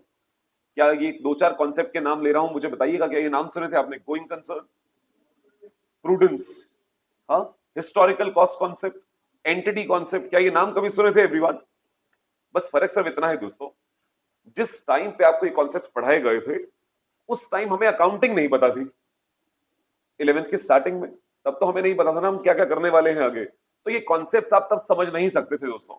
ये कॉन्सेप्ट्स तब हमने सिर्फ जो टीचर ने बोला हमने मान लिया था, राइट? थ्योरी की तरह पढ़ लिए थे, लेकिन ये अकाउंटिंग का बेस है, इसी के ऊपर सारी अकाउंटिंग रिवॉल्व करती है। आज अकाउंटिंग में 2 साल लगाने के बाद, ओ सॉरी, पहले ये बता दूं, क्या मैं मान लूं आप सब लोग कॉमर्स बैकग्राउंड से, तो 2 साल अकाउंटिंग में लगा चुके हैं? नहीं, ऐसे मत देखो मेरी तरफ कि सर कॉमर्स वाली तो आते हैं सीए में करने, नहीं, ऐसा नहीं होता है दोस्तों। मेरे पास के ऑलमोस्ट हर बैच में मेरे पास कम से कम एक बच्चा साइंस बैकग्राउंड का रहा है। साइंस वाले लोग भी करते हैं सीए, ह्यूमैनिटीज वाले कम होते हैं, एक आध मेरे पास ह्यूमैनिटीज वाले भी आए हैं, लेकिन नॉर्मली साइंस वाले कुछ बच्चे जो अपनी मनपसंद फील्ड नहीं मिली साइंस में, वो अपनी लाइन अगर स्विच करते हैं, वो भी यहाँ के कोर्सेज करते हैं। तो इसीलिए मेरा पूछना फर्ज था। आप सब लोग कॉमर्स बैकग्राउंड से हैं एवरीवन, तो 2 साल अकाउंटिंग में आप लगा चुके हैं दोस्तों, 2 साल। आज 2 साल की अकाउंटिंग के बाद आप इन सब चीजों को थ्योरी नहीं मानेंगे, आप इन्हें प्रैक्टिकली लिंक कर पाएंगे, एग्जाम्पल्स भी समझ पाएंगे। तो इसीलिए चलते हैं इस चैप्टर पे ना दोस्तों। हमने जब अकाउंटिंग को डिफाइन किया था, we said accounting is the process of, एक शब्द यूज किया था, accounting is the process of. आज से कुछ साल पहले, रादर एक आध डिकेड पहले की अगर आप बात करें, तो अकाउंटिंग की डेफिनेशन में आता था accounting is an art, is an, शायद आप में से कई लोगों ने भी ये शब्द स्कूल डेज में सुने हो, अकाउंटिंग इज एन आर्ट। फिर थोड़ी देर बाद डेफिनेशन के साथ ही कहते थे अकाउंटिंग इज अ साइंस। फिर लड़ाई होती थी, आर्ट है या साइंस है। तो ये शब्द का मतलब क्या है पहले वो समझते हैं, फिर इस चैप्टर पे लाएंगे। अकाउंटिंग इज एन आर्ट, अगर कोई ये बोलता है, आर्ट का मतलब क्या होता है दोस्तों? आर्ट का मतलब कला, तो कला कलाकार के हिसाब से होती है, यानी something which is individualised, personalised. For example दोस्तों, मान लीजिए यहां पर ये लैपटॉप पड़ा है और मैं आप सबको बोलूं इस लैपटॉप की पेंटिंग बनानी है, इसकी ड्राइंग बनानी है, सब लोग बनाइए। आपको क्या लगता है आप सब लोग एक जैसी बनाएंगे? हाँ दोस्तों, कुछ लोग अच्छी बनाएंगे, कुछ लोग नॉट सो अच्छी बनाएंगे, कुछ लोग मेरी तरह बनाएंगे। नहीं, सही में मेरी ड्राइंग बहुत पैथेटिक थी, तो इसीलिए मैंने कहा कुछ लोग मेरी जैसी बनाएंगे। बचपन में एक बार कभी हमारे स्कूल में ड्राइंग्स के नंबर होते थे, तो एक पेपर मिला था जिसमें कलरिंग करनी थी, मतलब ड्राइंग बनी हुई थी, कलरिंग करनी थी। तो मैंने पानी को काला कलर कर दिया, पॉन्ड सा था, और मैंने काला रंग दे दिया, तो मैम ने नंबर काट दिए। शी आस्क्ड मी, पानी काला होता है? हमने तो काला ही देखा है, दिल्ली में तो जो यमुना बैठती है वो तो काली ही है, उसमें तो पानी काला ही है, तो हमने तो काला ही देखा था, मैंने काला कर दिया, लेकिन नंबर कट गए। तो कहने का मतलब that was my subjective view, मैंने जो देखा था मैंने वैसा कर दिया दोस्तों, लेकिन टीचर का व्यू वो नहीं था। नाउ इसी को कला कहते हैं दोस्तों, that's what art is. Art में सबका व्यू अलग अलग होगा। अब किसी के सबके स्किल्स अलग अलग हैं, और सबके स्किल्स, मान लो आप में से 2 लोगों की ड्राइंग अच्छी भी है, लेकिन तो भी आप लैपटॉप की जो ड्राइंग बनाओगे वो सेम नहीं होगी, क्योंकि एक बच्चा एक एंगल से देख रहा है, दूसरा बच्चा दूसरे एंगल से देख रहा है, तो सबका देखने का नजरिया भी अलग अलग है, और इसी वजह से जो आप बनाएंगे वो अलग अलग दिखाई देगी, चाहे चीज एक ही है। That is called art. Art means something which is personalised, personalised application of something. Accounting में भी पर्सनलाइज्ड एप्लीकेशन है चीजों की। फॉर एग्जाम्पल, पर्सनलाइज का मतलब कतई ये नहीं है दोस्तों कि हम डेबिट क्रेडिट अपनी मर्जी से करते हैं, मतलब जैसे एक बच्चे ने कहा मशीनरी परचेज करने की एंट्री बोलो, what is the entry for machinery purchase? Machinery account debit to cash या बैंक। बच्चे ने एंट्री करी कैश या बैंक टू मशीन। बच्चे ने कहा सर आपने कहा था 8 है पर्सनलाइज, मैंने एंट्री ये बना दी। देखो दो ही चीजें तो इन्वॉल्व है, मशीनरी और कैश। आपने भी तो यही बोला, मैंने भी वही दो यूज किया। अरे ये वाली बातें नहीं करते हैं हम, अकाउंटिंग के अपने रूल्स भी हैं, वो फॉलो करने होते हैं। लेकिन क्या अभी थोड़ी देर पहले हमने अकाउंटिंग की एक लिमिटेशन बोली थी, पर्सनल बायस। एस्टिमेट जो करने होते हैं हर इंसान अपने हिसाब से कर रहा है। तो अकाउंटिंग में डेबिट क्रेडिट करने के तरीके तो एक जैसे हैं सबके, लेकिन फिर वो जो अमाउंट निकालने के तरीके हैं, चीजों को एस्टिमेट करना है, प्रिडिक्ट करना है, क्या वहां जजमेंट इन्वॉल्व है? और वो जजमेंट इंडिविजुअलाइज्ड है, हर कोई अपने स्किल्स के हिसाब से लेता है, अपने एक्सपीरियंस के हिसाब से लेता है। एंड दैट्स व्हाई वी से अकाउंटिंग इज एन आर्ट। अब अकाउंटिंग साइंस क्यों है? साइंस का मतलब क्या होता है दोस्तों? परफेक्ट मेरे बच्चे। अब इस बात को ऐसे देखिए बच्चे, योर गुड नेम इज चैतन्य। मान लीजिए दोस्तों चैतन्य चैतन्य बाइक या स्कूटर, सॉरी स्कूटी चलाते हैं, ओके। चैतन्य ड्राइव्स अ स्कूटी। चैतन्य ने 6 घंटे स्कूटी चलाई and he covered 300 kilometres. Chaitanya drove the scooty for 6 hours and 300 kilometre distance cover किया। मैंने आपसे पूछा बताइए चैतन्य ने 1 घंटे में कितना डिस्टेंस ट्रैवल किया? 50। कितना बेटा? 50। कितना मेरे बच्चे? 50। कितना बेटा? 50। क्या कॉपी कर लिया दूसरों का? हाँ, 300 डिस्टेंस। आपने कभी एक फॉर्मूला पढ़ा था, speed is distance upon time. 300 kilometre distance cover किया और टाइम 6 घंटे, तो पर आवर कवर किया 50 किलोमीटर्स। तो चाहे बच्चा आंसर दे चाहे आप आंसर दो, क्या सब लोग यही आंसर देंगे? इसको उल्टा कर दीजिए। चैतन्य ने 50 किलोमीटर की स्पीड से 6 घंटे बाइक चलाई, स्कूटी चलाई। वैसे ही योर गुड नेम इज नमन। नमन ने भी 6 घंटे 50 की स्पीड से स्कूटी चलाई। नमन ने कितना डिस्टेंस कवर किया होगा? 300 किलोमीटर। चैतन्य ने कितना किया? 300। तो चाहे एक्सपेरिमेंट नमन कर ले, चाहे वही एक्सपेरिमेंट चैतन्य कर ले, या even your good name is Tanishka कर ले, यहां फीमेल और मेल में कोई फर्क नहीं। Science would be independent of that. अगर एक्सपेरिमेंट कोई भी कर रहा हो 50 की स्पीड से अगर 6 किलोमीटर गाड़ी चलाई जाएगी तो डिस्टेंस कवर होगा 300 kilometre. That is science. Science which is not individual led, which is a formula led, which is a principle led. कोई भी कर ले वो रिजल्ट वही आएगा। राइट मेरे बच्चे? अब आप बताइए, मैंने जो आपसे पूछा था मशीनरी खरीदने की एंट्री, क्या बोली थी आप लोगों ने? Machinery account debit to cash या बैंक। क्या सबने यही बोली? क्या इंडिविजुअल लेड है या इसके भी अपने रूल्स हैं? सो अकाउंटिंग के भी अपने रूल्स हैं, अपने सिद्धांत हैं, अपने प्रिंसिपल्स हैं। And that's why accounting is a science as well. लेकिन उसे अप्लाई करने के लिए कई बार पर्सनलाइज स्किल्स लगते हैं। And that's why accounting is an art.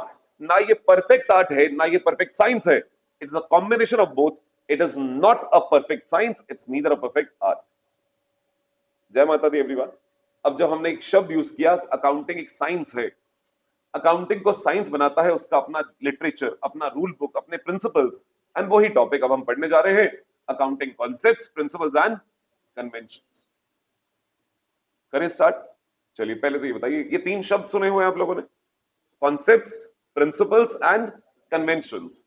हम इन तीनों शब्दों को इंटरचेंजेबली इस्तेमाल करते हैं, हमारे लिए मतलब थ्योरी बेस है, ऐसा ही बोलते हैं ना।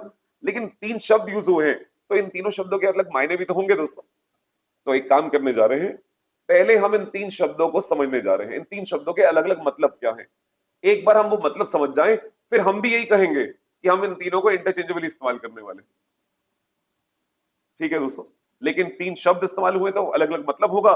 पहले वो मतलब समझते हैं, फिर हम इसे इंटरचेंजेबली इस्तेमाल करेंगे। Right? So what is accounting concept?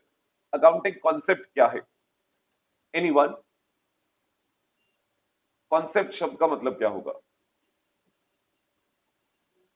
Sorry, base. Perfect बेटा, आपने जो शब्द यूज किया वो गलत नहीं है, परफेक्ट है। अब सिर्फ सुनते चलिएगा। अकाउंटिंग कॉन्सेप्ट का मतलब होता है दोस्तों, ये वो अजम्पशंस ऑफ अकाउंटिंग है जिसके ऊपर पूरा अकाउंटिंग बेस्ड है। फाइनेंशियल स्टेटमेंट्स बनाए जाते हैं, जिस अजम्पशंस के ऊपर बेस्ड बनाए जाते हैं, उन अजम्पशंस को कहते हैं अकाउंटिंग कॉन्सेप्ट्स, अकाउंटिंग के फंडे। फॉर एग्जांपल दोस्तों, आपने शायद एक कॉन्सेप्ट सुना, एंटिटी कॉन्सेप्ट। किसी ने सुना है? एंटिटी कॉन्सेप्ट का मतलब होता है, यस बेटा, your good name is Vinay, Vinay try करेगा बेटा? यस, शाबाश मेरे बच्चे, बहुत ही बढ़िया। हम अकाउंटिंग करते हुए ये मान लेते हैं कि बिजनेस और उसका ओनर दो अलग अलग एंटिटीज हैं, और हम अकाउंटिंग करते हैं बिजनेस के पॉइंट ऑफ व्यू से। क्या ये बाय डिफॉल्ट एक अजम्पशन है जिसके ऊपर हम अकाउंटिंग कर रहे हैं? दोज आर कॉल्ड अकाउंटिंग के कॉन्सेप्ट्स। सो accounting concepts are basically those assumptions जिसके बेसिस पे अकाउंटिंग की जाती है। ये टर्म समझ आती है बेटा एवरीवन? बढ़ाऊं आगे? अगली टर्म है अकाउंटिंग के प्रिंसिपल्स। प्रिंसिपल शब्द, अच्छा प्रिंसिपल दो होते हैं दोस्तों, मैं यहां लिखता हूं, सिर्फ देखिएगा। एक प्रिंसिपल के स्पेलिंग ये होते हैं और एक प्रिंसिपल ये होती है। पहले वाला प्रिंसिपल कौन सा है? वो स्कूल वाली, यानी सबसे इंपॉर्टेंट पर्सन या सबसे इंपॉर्टेंट चीज जो होती है तो उसे हम कह देते हैं PAL वाला प्रिंसिपल। और नीचे वाला क्या है? सिद्धांत। बिल्कुल सही बात। हम अभी किसकी बात कर रहे हैं? सिद्धांतों वाले प्रिंसिपल्स की। Perfect everyone. So accounting principles क्या है? ये वो रूल बुक है जो हम अकाउंटिंग में फॉलो करते हैं, जो ये बताती है कि हम क्यों और क्या कर रहे हैं।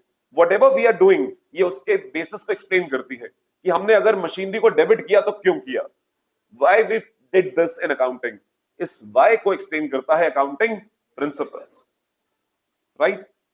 अलग अलग सिचुएशंस में अगर मेरे पास अलग अलग ऑप्शंस है, फॉर एग्जांपल मशीनरी को डेप्रिशिएट करने के लिए मेरे पास SLM का मेथड भी है, WDV भी है, और भी होते हैं दोस्तों, इस कोर्स में पढ़ेंगे हम, और भी होते हैं। आपने अभी तक दो ही पढ़े हैं, SLM और WDV। अब मुझे मशीनरी को डेप्रिशिएट करने के लिए SLM फॉलो करना चाहिए या WDV, ये डिसीजन भी तो लेना होगा। वो डिसीजन लेने में मेरी हेल्प करती है अकाउंटिंग की प्रिंसिपल्स, कि अगर कहीं पर मल्टीपल ऑल्टरनेटिव्स हैं तो मैं कौन सा ऑप्शन कहां चूज करूं। That is guided by accounting के प्रिंसिपल्स। ठीक है दोस्तों, पढ़िए।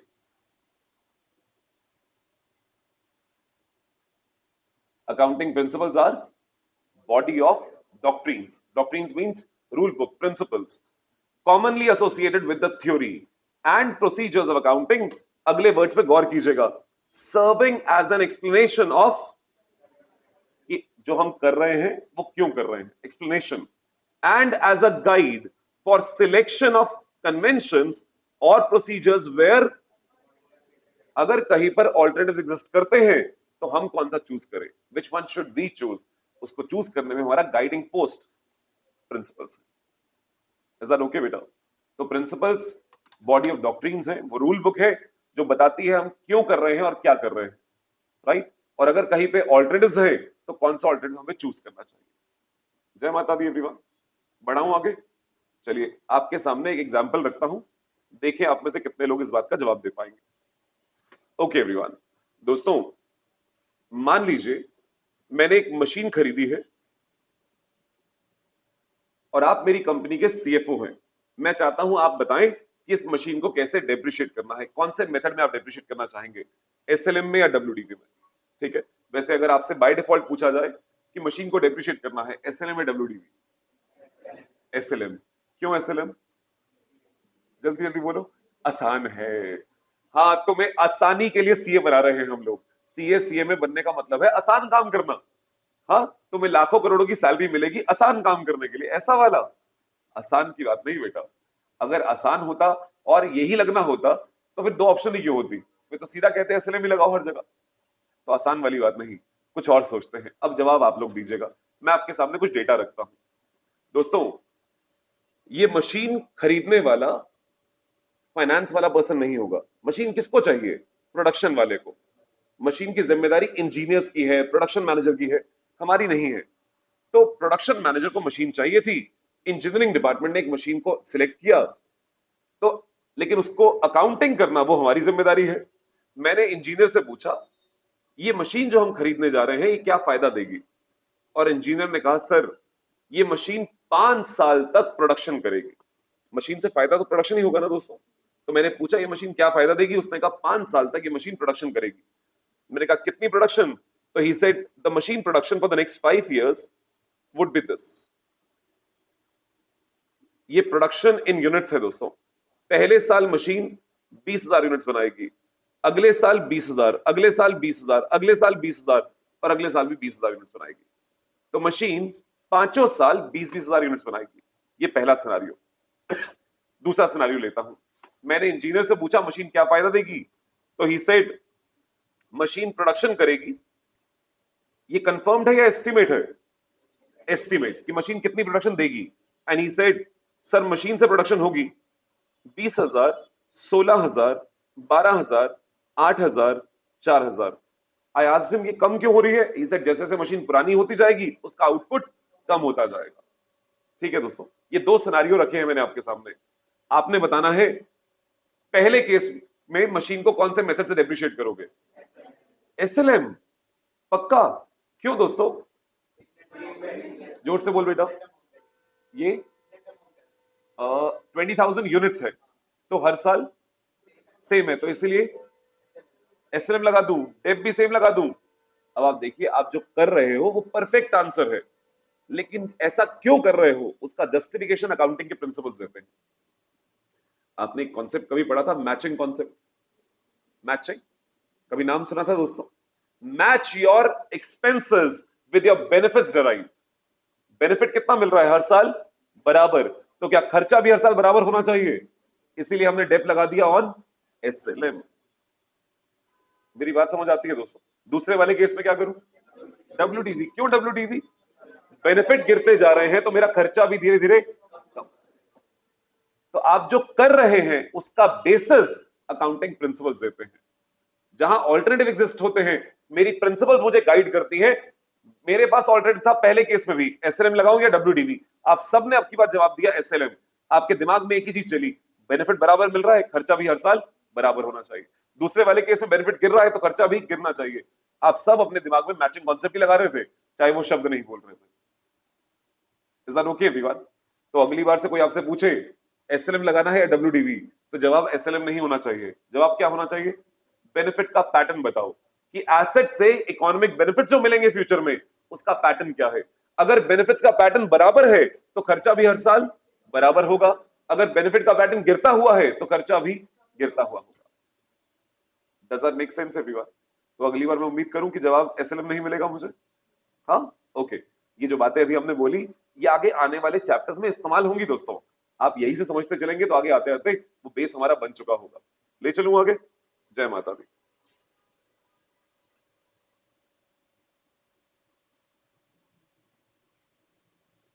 अकाउंटिंग कॉन्सेप्ट्स, अजम्पशंस जिसके ऊपर हमारे फाइनेंस स्टेटमेंट्स बनाए जाते हैं, प्रिंसिपल्स, बॉडी ऑफ डॉक्ट्रिन जो ये एक्सप्लेन करती है हम क्या कर रहे हैं और क्यों कर रहे हैं, और जहां ऑल्टरनेटिव है उनमें से हम कौन सा सिलेक्ट करने वाले हैं।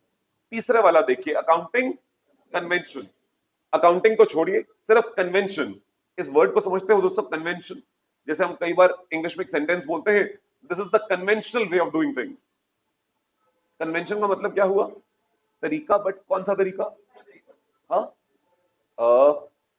पुश्तैनी तरीका। कन्वेंशनल इज ओके, इसे ऐसे देख लीजिए, जैसे हम कई बार कहते हैं ना, दादाजी ऐसा करते थे इसलिए पापा ने ऐसा किया, पापा ऐसा करते थे इसलिए मैं ऐसा करता हूं, तो ये प्रथा चलती आई। This practice has continued since the past. मेरे पूर्वज करते थे इसलिए पापा ने किया, इसलिए मैं भी कर रहा हूं, इसलिए मेरे आगे आने वाली जनरेशन भी करेंगी। That's called conventional way of doing things. और हम कौन सी कन्वेंशन की बात कर रहे हैं? Accounting convention. तो अकाउंटिंग कन्वेंशन का मतलब क्या होगा?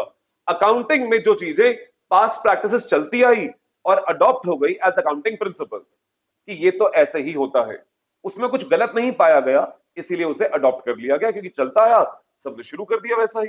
फॉर एग्जाम्पल, जब आप जर्नल एंट्री लिखते हैं उसके नीचे भी आप कुछ लिखते हैं ब्रैकेट्स में, नरेशन, और नरेशन की शुरुआत कैसे करते हो? लाहौल बिला कुव्वत। ऐसा कहां लिखा है कि बींग से शुरू करना है? लेकिन हम ऐसा लिखते हैं। ऐसा कहां लिखा था दोस्तों कि ऐसे ही लिखना है बींग से? अगर मैं बींग से शुरू ना करूं तो क्या उसका मतलब गलत हो जाएगा? नहीं, but there is a past practice which has continued, right, and we found no problem with it, so this got adopted, right. एक और एग्जांपल लेता हूं। जब मैं आपके जितना था दोस्तों, तो मैं एक चीज को लेकर थोड़ा परेशान रहा, फिर भगवान की दया से मुझे एक अच्छा कॉलेज मिल गया। कॉलेज में गया तो मुझे लगा यहां तो मेरा समाधान मिल जाएगा, जो मेरी प्रॉब्लम है उसका सॉल्यूशन यहाँ के प्रोफेसर थोड़े ज्यादा स्किल्ड हैं, वो बता पाएंगे, क्योंकि स्कूल लेवल पे मुझे वो आंसर नहीं मिला। बैलेंस शीट आप सबने देखी है दोस्तों। बैलेंस शीट की लेफ्ट साइड पे हम दिखाते हैं लायबिलिटीज, और राइट साइड पे दिखाते हैं बैलेंस शीट। एक स्टेटमेंट होती है दोस्तों और ये टैली होती है, राइट।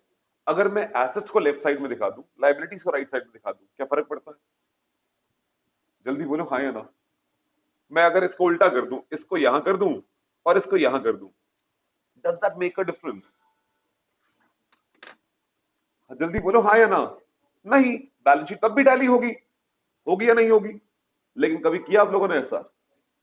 अब करोगे तो टीचर शायद नंबर ही काट दे, डर लगता है ना टीचर नंबर काट देगा।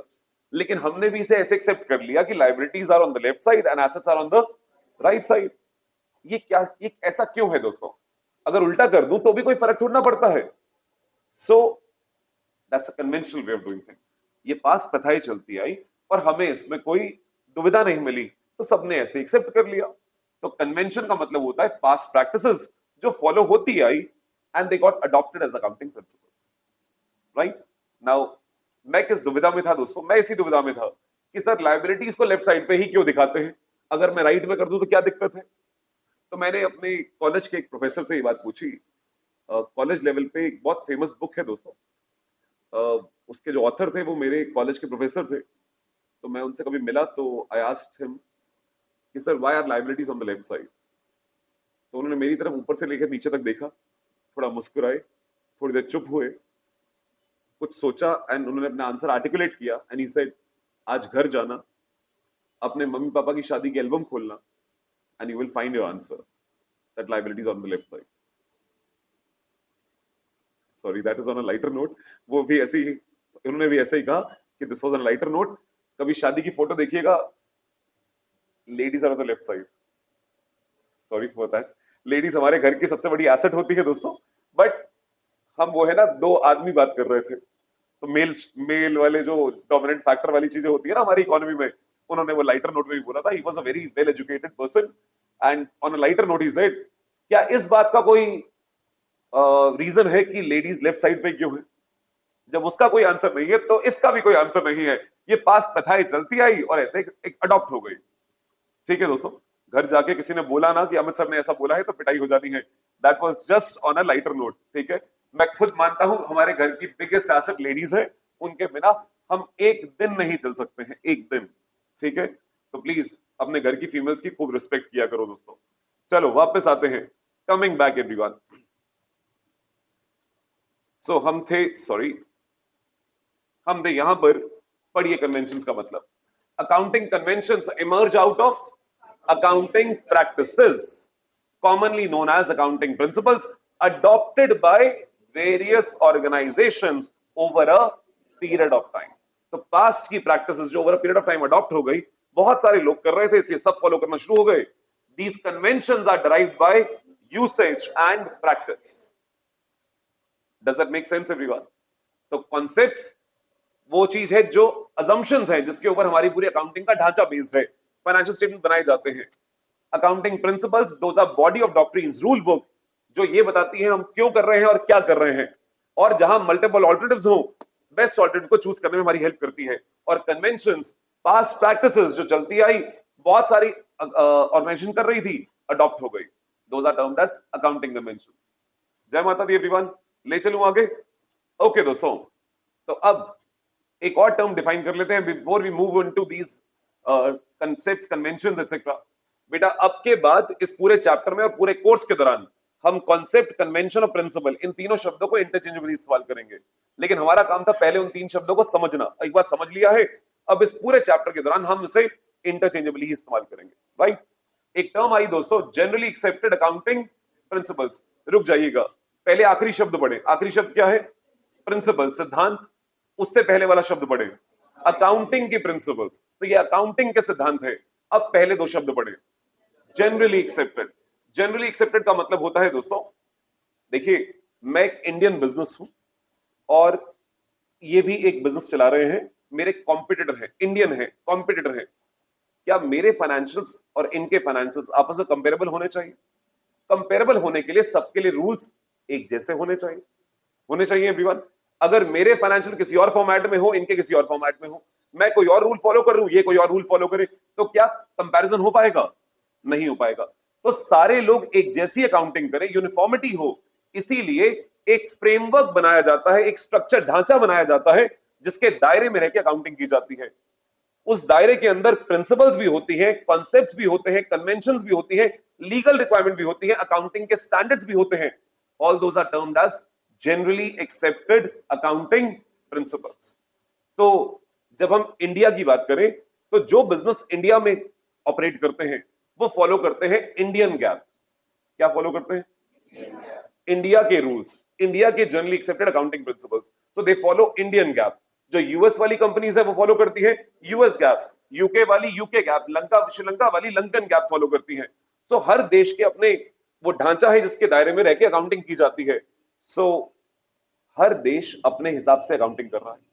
नाउ एक जमाना था दोस्तों जब तक वर्ल्ड ओपन इकोनॉमी नहीं था, वर्ल्ड में बहुत सारे देश क्लोज्ड इकोनॉमीज थे, तब तक ये सब काम चलता कि हम इंडियन गैप फॉलो करें, यूएस वाले यूएस गैप फॉलो करें, यूके वाले यूके गैप फॉलो करें। लेकिन आज का टाइम वो है दोस्तों जहां पर एक इंडियन एंटिटी का कंपैरिजन होता है यूएस काउंटर पार्ट से, यूएस के प्लेयर के साथ। तो अगर वो कंपैरिजन करना है तो क्या इंडियन गैप और यूएस गैप के साथ वो कंपैरिजन हो सकता है? हम फॉलो करते हैं इंडियन गैप, वो फॉलो करते हैं यूएस गैप, हमारे फाइनेंशियल्स तो कभी कंपेरेबल ही नहीं होंगे। तो आज का टाइम आ गया है जहां वर्ल्ड ओपन अप हो गया है। We follow a concept called international GAAP. International किस देश का होगा? किसी का नहीं, सबका। तो we follow a concept of international GAAP also today. तो इंडिया में आज के टाइम पे इंडियन गैप भी है और उसके साथ साथ हम इंटरनेशनल गैप के अकॉर्डिंग भी काम करते हैं। धीरे धीरे ओवर द पीरियड इसके बारे में चर्चा करेंगे। आपने शायद नाम सुना हो international financial reporting standards, IFRS. क्या ये नाम किसी ने सुना? आईएफआरएस नहीं, नाम ही सुनना है अभी तक, और कुछ नहीं पता होना चाहिए आपको। नाम में गौर कीजिएगा, इंटरनेशनल फाइनेंशियल रिपोर्टिंग स्टैंडर्ड्स। पहला शब्द क्या है?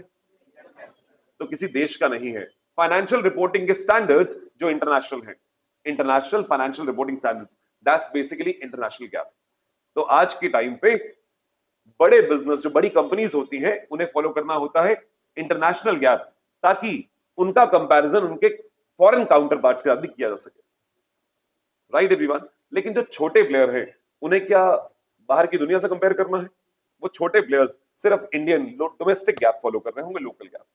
तो जिस दायरे में रहकर आप अकाउंटिंग करते हैं, जो रूल्स जो प्रिंसिपल्स आप फॉलो करते हैं, ये सारे principles legal requirements, they are termed as GAAP, generally accepted accounting principles. पढ़िएगा दोस्तों।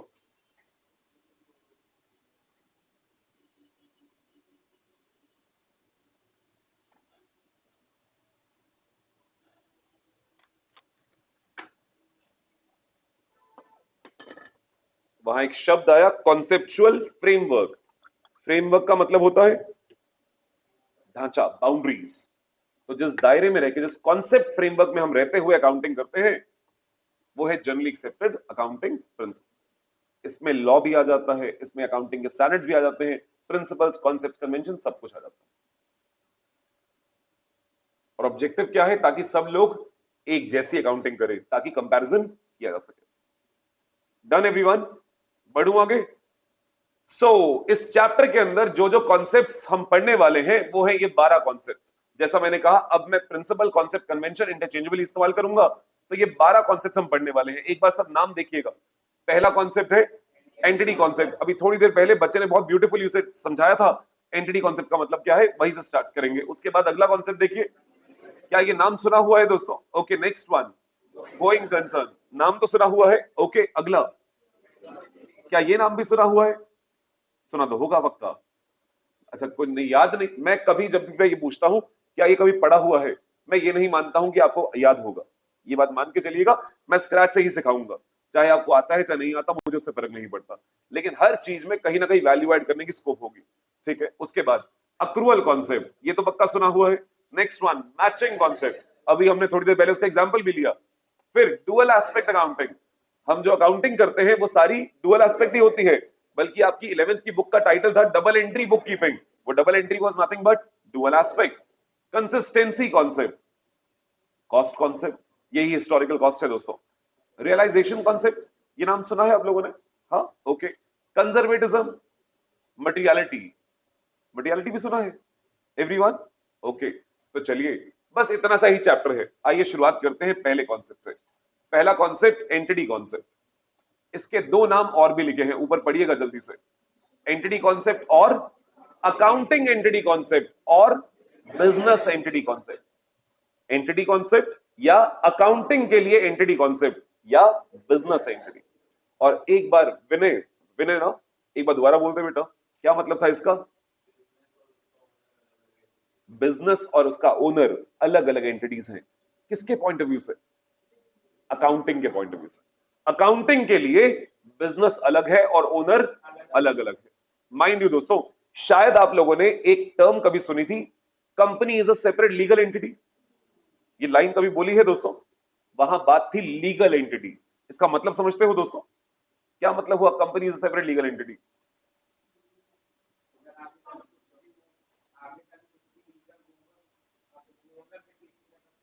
शाबाश बेटा। देखिए, लॉ की नजर में कंपनी अलग है, उसका शेयर होल्डर अलग है। लॉ की नजर में legal entity, from the point of view of law, company is separate, its shareholders are separate. लेकिन लॉ की नजर में प्रोप्राइटर और उसका प्रोप्राइटरशिप बिजनेस अलग अलग नहीं है। लॉ की नजर में पार्टनरशिप और पार्टनर्स अलग अलग नहीं है। ये लॉ की नजर में। लेकिन हम लॉ की नजर की बात नहीं कर रहे हैं, हम किसकी बात कर रहे हैं? अकाउंटिंग की नजर में बिजनेस और ओनर अलग अलग चीजें हैं, अलग अलग एंटिटीज हैं, राइट? चाहे प्रोप्राइटरशिप हो, अगर मेरी अपनी एक दुकान है दोस्तों जहां मैं प्रोप्राइटरशिप बिजनेस कर रहा हूं, तो अकाउंटिंग के लिए मैं अलग हूं और मेरा बिजनेस अलग है। लॉ की नजर में अलग नहीं है, लेकिन हम लॉ के नजरिए की बात नहीं कर रहे, हम किसके नजरिए की बात कर रहे हैं? अकाउंटिंग। इसीलिए ऊपर नाम दोबारा बढ़िए, नाम क्या लिखा है? एंटिटी कॉन्सेप्ट या अकाउंटिंग एंटिटी कॉन्सेप्ट या बिजनेस एंटिटी। लीगल एंटिटी नहीं कहा बेटा हमने। अकाउंटिंग के लिए ओनर अलग है और बिजनेस अलग है। A business is treated as a separate entity that is distinct from its owners। Accounting के लिए ये बेटा आगे जो लिख रहा हूं ताकि आप ये लाइफ लॉन्ग याद रख सके, इसलिए ये इक्वेशन पेपर में नहीं लिखनी है, लेकिन सिर्फ आपको समझने के लिए। ओनर और बिजनेस अलग अलग है। किसके लिहाज से? अकाउंटिंग के लिहाज से, राइट? और हम अकाउंटिंग किसके पॉइंट ऑफ व्यू से करते हैं? ओनर के हिसाब से या बिजनेस के हिसाब से? बिजनेस के हिसाब से। हम बैलेंस शीट किसकी बनाते हैं? बिजनेस की। हम प्रॉफिटेबिलिटी स्टेटमेंट किसकी बनाते हैं? बिजनेस की। तो हम अकाउंटिंग करते हैं from the perspective of business, right? Transactions are recorded from the point of view of business and not from the point of view of, does that make sense? अब ये वही चीज है जो आपने 11th में भी पढ़ी थी दोस्तों, लेकिन अब 2 साल अकाउंटिंग करने के बाद आप इसकी एप्लीकेशन बता सकते हैं। How is this concept relevant in accounting? हम इसकी वजह से क्या करते हैं अकाउंटिंग में? शाबाश मेरे बच्चे, परफेक्ट एवरीवन। बेटा नाम क्या है आपका? ईशान। ईशान ने कहा सर कैपिटल जो ओनर लगाता है उसे हम एक लायबिलिटी दिखाते हैं। जरा सोचिए, मेरा बिजनेस और मैंने उसमें 1 लाख रुपए लगाया, उसे हम क्या कहते हैं? कैपिटल। और उसे हम कहां दिखाते हैं? Liability side. तो मैं और मेरा बिजनेस अलग अलग है। हम अकाउंटिंग किसके पॉइंट ऑफ व्यू से कर रहे हैं? बिजनेस के पॉइंट ऑफ व्यू से। बिजनेस को मैंने पैसा दिया, बिजनेस ने वो पैसा मुझे वापस चुकाना है, तो क्या बिजनेस के लिए मैं एक लायबिलिटी हो गया? वो जो पैसा मैंने दिया वो एक लायबिलिटी हो गया। चाहे इंटरनल लायबिलिटी, हम 2 तरह की लायबिलिटीज बोलते हैं। एक लायबिलिटी वो है जो बाहर वालों की तरफ है, और एक लायबिलिटी वो है जो घर वालों की तरफ है। क्या ये लायबिलिटी घर वाले की तरफ है? लेकिन है तो लायबिलिटी। क्यों? क्योंकि अकाउंटिंग किसके पॉइंट ऑफ व्यू से हो रही है? बिजनेस। और बिजनेस को ओनर ने पैसा दिया, बिजनेस ने वापस क्या दिया? कुछ नहीं। तो बिजनेस के लिए वो एक लायबिलिटी बन गया। Does that make sense? अब ये बताइए, बिजनेस की बिल्डिंग का रेंट पे किया गया, एंट्री बोलोगे दोस्तों? बिजनेस की बिल्डिंग का रेंट पे किया, बिजनेस ने पे किया, रेंट पे किया, रेंट की एंट्री बोलो? Rent account debit to cash. Rent आपने डेबिट क्यों किया? एक्सपेंस है, खर्चा है, परफेक्ट। प्रोप्राइटर के घर का रेंट बिजनेस ने पे किया, प्रोप्राइटर के घर का रेंट बिजनेस ने पे किया। अब एंट्री बोलो? Drawings to cash. ये ड्रॉइंग्स क्यों डेबिट किया? अब की बार रेंट क्यों नहीं डेबिट किया? इस कॉन्सेप्ट की वजह से। हम अकाउंटिंग कर रहे हैं बिजनेस के पॉइंट ऑफ व्यू से, तो खर्चे किसके रिकॉर्ड कर रहे हैं? बिजनेस के। क्या ये खर्चा बिजनेस का था या प्रोप्राइटर का पर्सनल खर्चा था? पक्का एवरीवन? अब जरा ध्यान से समझिएगा। मैं ओनर हूं, मैंने बिजनेस को 1 लाख रुपए दिया कैपिटल, बिजनेस ने वो पैसा मुझे वापस करना है। अगर मैं बिजनेस कहता हूं बिजनेस तुम मेरे बिहाफ पे 10,000 रुपए मेरे लैंडलॉर्ड को पे कर दो। तुम मेरे बिहाफ पे 10,000 रुपए मेरे लैंडलॉर्ड को पे कर दो। मैंने किसको ये बात बोली? बिजनेस को। अकाउंटिंग के लिए तो बिजनेस अलग है, तो मैंने बिजनेस से 10,000 रुपए अपने लैंडलॉर्ड को पे करा दिए। क्या लैंडलॉर्ड को बिजनेस ने मेरे बिहाफ पे पे किया? क्या एक तरह से मेरा 10,000 रुपए वापस कर दिया? जल्दी बोलो हाँ या ना। मैंने 1 लाख रुपए दिया था, क्या बिजनेस ने वो 10,000 रुपए वापस किए या नहीं किए? मेरे बिहाफ पे ही तो पे किया। इसीलिए हम उसे ड्राइंग दिखाते हैं। और आप बताइए साल के एंड में आप ड्राइंग का क्या करते हो? ड्राइंग कहां जाती है? क्या कैपिटल में से माइनस हो जाती है? वो कैपिटल का ही तो रीपेमेंट है दोस्तों। जब आपने पैसा बिजनेस को दिया, बिजनेस की एक लायबिलिटी बढ़ी, बिजनेस ने जब आपके बिहाफ पे किया तो क्या वापस कर दिया पैसा? आपकी बिजनेस की लायबिलिटी कम हो गई। तो drawings is nothing but repayment of capital. Business द्वारा जो पैसा उसने लिया था वो पैसे की वापसी है। अगर एज अ ओनर मैं बिजनेस से कुछ पैसा निकाल लेता हूं, वो क्या हो रहा है? मैं बिजनेस से पैसा वापस ले रहा हूं, रीपेमेंट ऑफ कैपिटल है। वो बिजनेस का खर्चा नहीं है, वो बिजनेस की लायबिलिटी का रीपेमेंट है। वो सब इस कॉन्सेप्ट की वजह से दोस्तों। Is that okay everyone? ये लीजिए, तो हमें हर जो चीज समझनी है वो है एप्लीकेशन, जो आप 2 सालों में देख के आए हैं, बस इस कॉन्सेप्ट से लिंक करना है अब। तो पहला एप्लीकेशन देखिए, capital invested by owner is treated as a liability internal for the business. जय माता दी everyone. Personal expenses of proprietor paid by the firm are treated as drawings, that is repayment of internal liability. Capital का repayment है, इसीलिए आप साल के and में अपनी कैपिटल कम कर देते हो उस ड्राइंग के अमाउंट से, and not an as an expense. ठीक है बेटा, डन? किसी को दुविधा है इसमें? बढ़ जाऊं आगे? नेक्स्ट वन, अगला कॉन्सेप्ट है मनी मेजरमेंट कॉन्सेप्ट या मॉनेटरी यूनिट कॉन्सेप्ट। एवरीवन, 2 नाम है दोस्तों, नामों को ही समझना है, नाम में ही सब कुछ है। मनी मेजरमेंट कॉन्सेप्ट क्या कहेगा ये कॉन्सेप्ट दोस्तों? जो ट्रांजैक्शन और इवेंट्स मनी की टर्म्स में मेजर हो सकती हैं, हम सिर्फ उसे ही रिकॉर्ड करते हैं। यानी हम क्या रिकॉर्ड नहीं करते? क्वालिटेटिव फैक्टर्स वगैरह चीजें हम रिकॉर्ड नहीं करते, और ये बातें हम पहले भी डिस्कस कर चुके हैं लिमिटेशंस के अंदर। नाउ एक और नाम है दोस्तों वहां पे, monetary unit concept. Monetary unit, हमने कहा हम वही चीजें रिकॉर्ड करते हैं जो मनी की टर्म्स में मेजरेबल हो। मनी का यूनिट क्या होगा? मनी का यूनिट कहीं से आया? रुपीज। परफेक्ट बेटा। अगर हम इंडिया में बैठे हैं तो इंडियन रुपी, अगर हम यूएस में बैठे हैं तो यूएस डॉलर्स, अगर हम यूके में बैठे हैं तो ग्रेट ब्रिटेन पाउंड्स होंगे। तो मनी का यूनिट हर देश में अलग अलग है।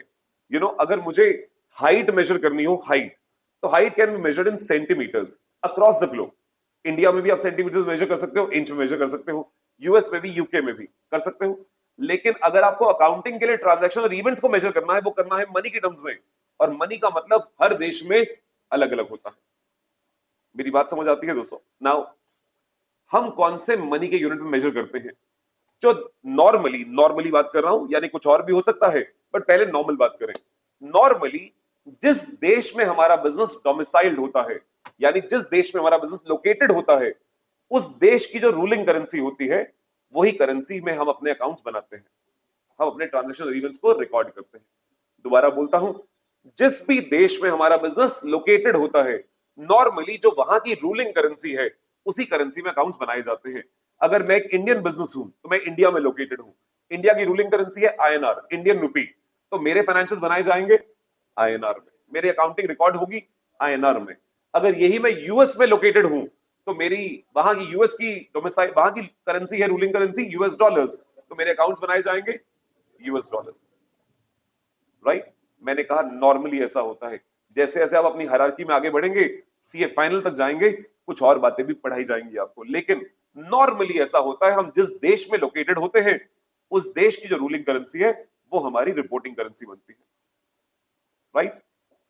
अब दोस्तों 2 बातें करी मैंने। पहली बात, सिर्फ वही चीज रिकॉर्ड होती है जो मनी की टर्म्स में मेजरेबल हो। मनी मेजरमेंट क्या रिकॉर्ड नहीं होता? क्वालिटेटिव फैक्टर्स वगैरह, जो चीजें मनी की टर्म्स में मेजर नहीं हो सकती वो यहां रिकॉर्ड नहीं होती। एक चीज दोबारा बोलता हूं, मनी की टर्म्स में मेजर होने का मतलब ये नहीं है कि पैसे का आदान प्रदान होना चाहिए। बात को ध्यान समझना दोस्तों। क्या हम डेप्रिसिएशन रिकॉर्ड करते हैं? Do we record depreciation? क्या वहां कैश जाता है? तो मनी का मतलब कैश नहीं है दोस्तों, मनी की टर्म्स में मेजरेबल होनी चाहिए। हम तो आउटस्टैंडिंग एक्सपेंस भी रिकॉर्ड करते हैं, करते हैं, हम नॉन कैश वाली चीजें भी रिकॉर्ड करते हैं, लेकिन वो मनी की टर्म्स में मेजर हो सकती है। क्वालिटेटिव फैक्टर्स को मनी की टर्म्स में मेजर कर पाना मुश्किल होता है, इसीलिए हम वो चीजें रिकॉर्ड नहीं करते। राइट।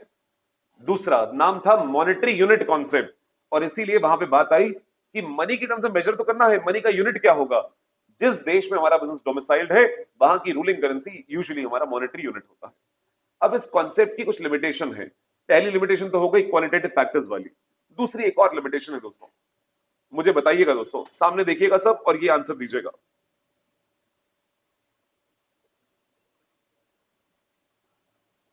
दोस्तों मान लीजिए ये मेरे बिजनेस की 2 सालों की सेल्स है,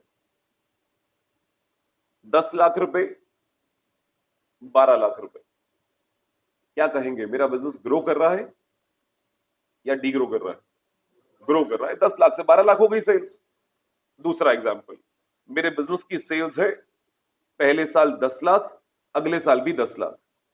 अब क्या कहेंगे, बिजनेस कांस्टेंट है, नो ग्रोथ, ना पॉजिटिव ना नेगेटिव, कांस्टेंट है, ऐसा ही बोलोगे?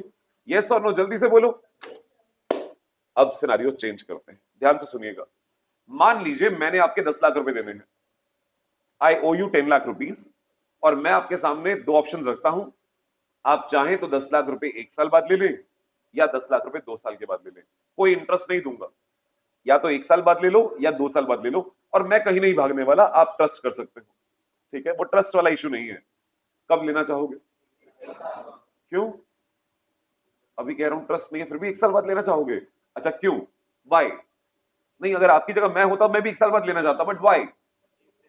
Inflation, time value of money, पैसे की टाइम वैल्यू ऑफ मनी होती है दोस्तों। फॉर एग्जाम्पल, जो चीज 1 साल के बाद 10 लाख रुपए से खरीद सकते हो, क्या वही चीज 2 साल के बाद 10 लाख में खरीद पाओगे, या महंगी हो जाएगी? हो सकती है दोस्तों। तो अगर 1 साल बाद 10 लाख रुपए दे दूं तो आप वो चीज खरीद पाओगे, लेकिन 2 साल बाद 10 लाख देता हूं तो वो चीज आप शायद ना खरीद पाओ। 1 साल बाद 10 लाख रुपए देता हूं तो क्या बैंक में एफडी करा के इंटरेस्ट कमा सकते हो? 2 साल के एंड में आपके पास कई ज्यादा पैसा हो जाएगा, लेकिन अगर 2 साल बाद मैं आपको 10 लाख दूं तो आपको नुकसान हो रहा है। यही बातें सोची, अकाउंटिंग में क्यों नहीं सोची? अकाउंटिंग में आपने कहा पहले साल 10 लाख की सेल, अगले साल 10 लाख की सेल, दोनों बराबर है, कांस्टेंट बोला आप लोगों ने। लेकिन आपके लिए 1 साल बाद मिलने वाला 10 लाख और 2 साल बाद मिलने वाला 10 लाख बराबर नहीं था, लेकिन अकाउंटिंग में दोनों बराबर है दोस्तों। हाँ या ना, जल्दी बोलो। आपके लिए बराबर नहीं था, लेकिन अकाउंटिंग के लिए बराबर है। यस, अकाउंटिंग में हम टाइम वैल्यू ऑफ मनी को कंसिडर नहीं करते हैं, हम प्राइस लेवल चेंजेस को इग्नोर कर देते हैं। यानी 1 साल पहले का 10 लाख और 1 साल बाद का 10 लाख हमारे लिए दोनों बराबर मान लिए जाते हैं। क्या ये बड़ी लिमिटेशन नहीं है अकाउंटिंग की? अकाउंटिंग में 1950 का 1 रुपया और आज का 1 रुपया दोनों बराबर हैं, लेकिन क्या होने चाहिए? लेकिन ये मनी मेजरमेंट कॉन्सेप्ट की एक बड़ी लिमिटेशन है, हम यहां पे टाइम वैल्यू ऑफ मनी को इग्नोर कर देते हैं। ठीक है दोस्तों, ये लीजिए, पढ़िए दोस्तों।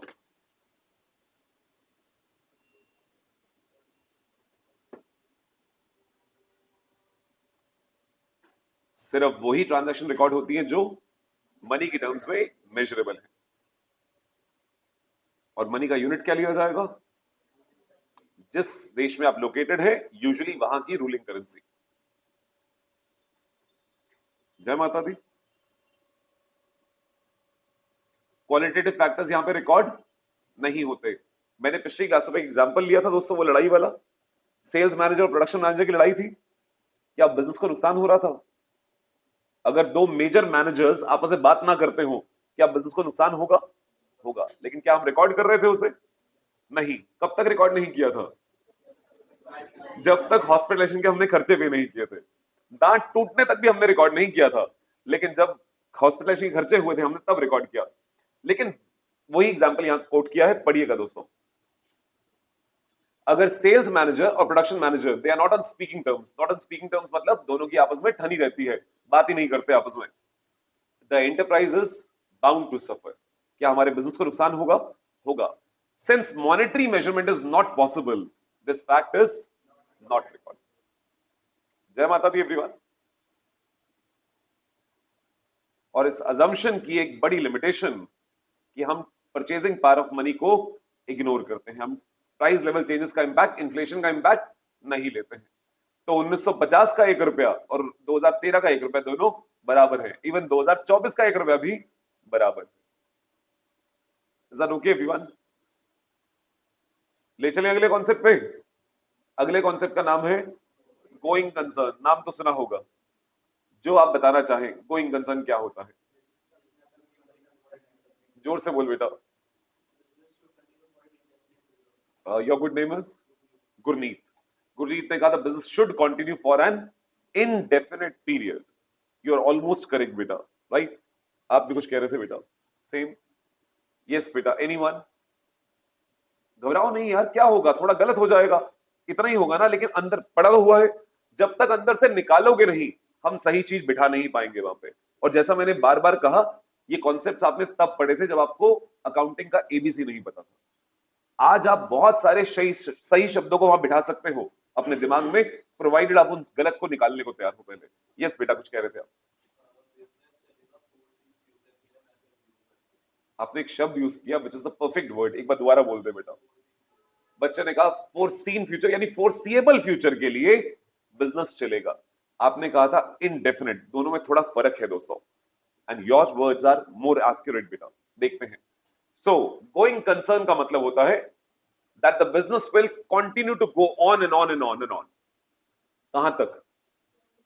हमेशा नहीं दोस्तों, यहां किसी को अमरता का वरदान नहीं मिला हुआ है कि कोई चीज अमर रहेगी। The business will continue for a foreseeable future. Foreseeable का मतलब होता है जहां तक हम देख सकते हैं, दूरदर्शिता जिसे कहते हैं। जहां तक हमारी दूर की नजर जाती है, जहां तक हम फोरसी कर सकते हैं, वहां तक हमारा बिजनेस चलता जाएगा। That the business will continue for a foreseeable future, right? आप देखिए, इनडेफिनेट फ्यूचर अगर हम बोलते हैं, या हम ये कहते हैं the business will continue for ever. You know, कई बच्चे वर्ड लिखते हैं कंटिन्यू फॉर एवर। हम अकाउंटेंट्स हमेशा एक चीज मान के चलते हैं दोस्तों कि इस दुनिया में सिर्फ एक ही चीज परमानेंट है और कुछ परमानेंट नहीं है, और वो एक चीज भगवान है। Nothing else apart from him is permanent. तो इसीलिए अगर हमें किसी चीज को परमानेंट कहना होता है, हम उसे परमानेंट नहीं कहते, हम नॉर्मली शब्द इस्तेमाल करते हैं अदर देन टेम्पररी। क्या कहा? परमानेंट कहने का मतलब होता है आप उसे भगवान का दर्जा दे रहे हो, बट इस दुनिया में कोई चीज परमानेंट नहीं है। तो इसीलिए अगर मुझे किसी को परमानेंट वाली चीज बोलनी भी होती है तो मैं कहता हूं अदर देन टेम्पररी। इसीलिए we never say that the business will continue forever, for a ongoing basis चलता रहेगा ना। वी ऑलवेज से जहां तक मैं देख पा रहा हूं the business will continue for a foreseeable future. Word समझ आते हैं बेटा? Going concern, that my concern will keep on going on and on till the time I can foresee it, that the business will continue for a foreseeable future. एक और word correct करूंगा बेटा, कर लूं? बुरा तो नहीं मानेगा? ओके, आप सब भी देखिएगा। बच्चे ने एक शब्द कहा था that the business should continue। should नहीं दोस्तों, हम कहते हैं that the business will continue। it is assumed that the business will continue। should का मतलब होता है करना ही पड़ेगा, मर भी रहा हो तो मरने नहीं देंगे, ऐसा नहीं। it will continue for a foreseeable future, this is our assumption। मेरी बात समझ आती है दोस्तों? इसके आगे कुछ और वर्ड्स जोड़ता हूं, ध्यान से देखिएगा। Neither there is any intention nor any compulsion to close it down और स्केल इट डाउन सब्सटैंशियली। हाँ, सर ने क्या जैसी वर्ड यूज कर दिया ना। चलो पढ़ो सामने पहले।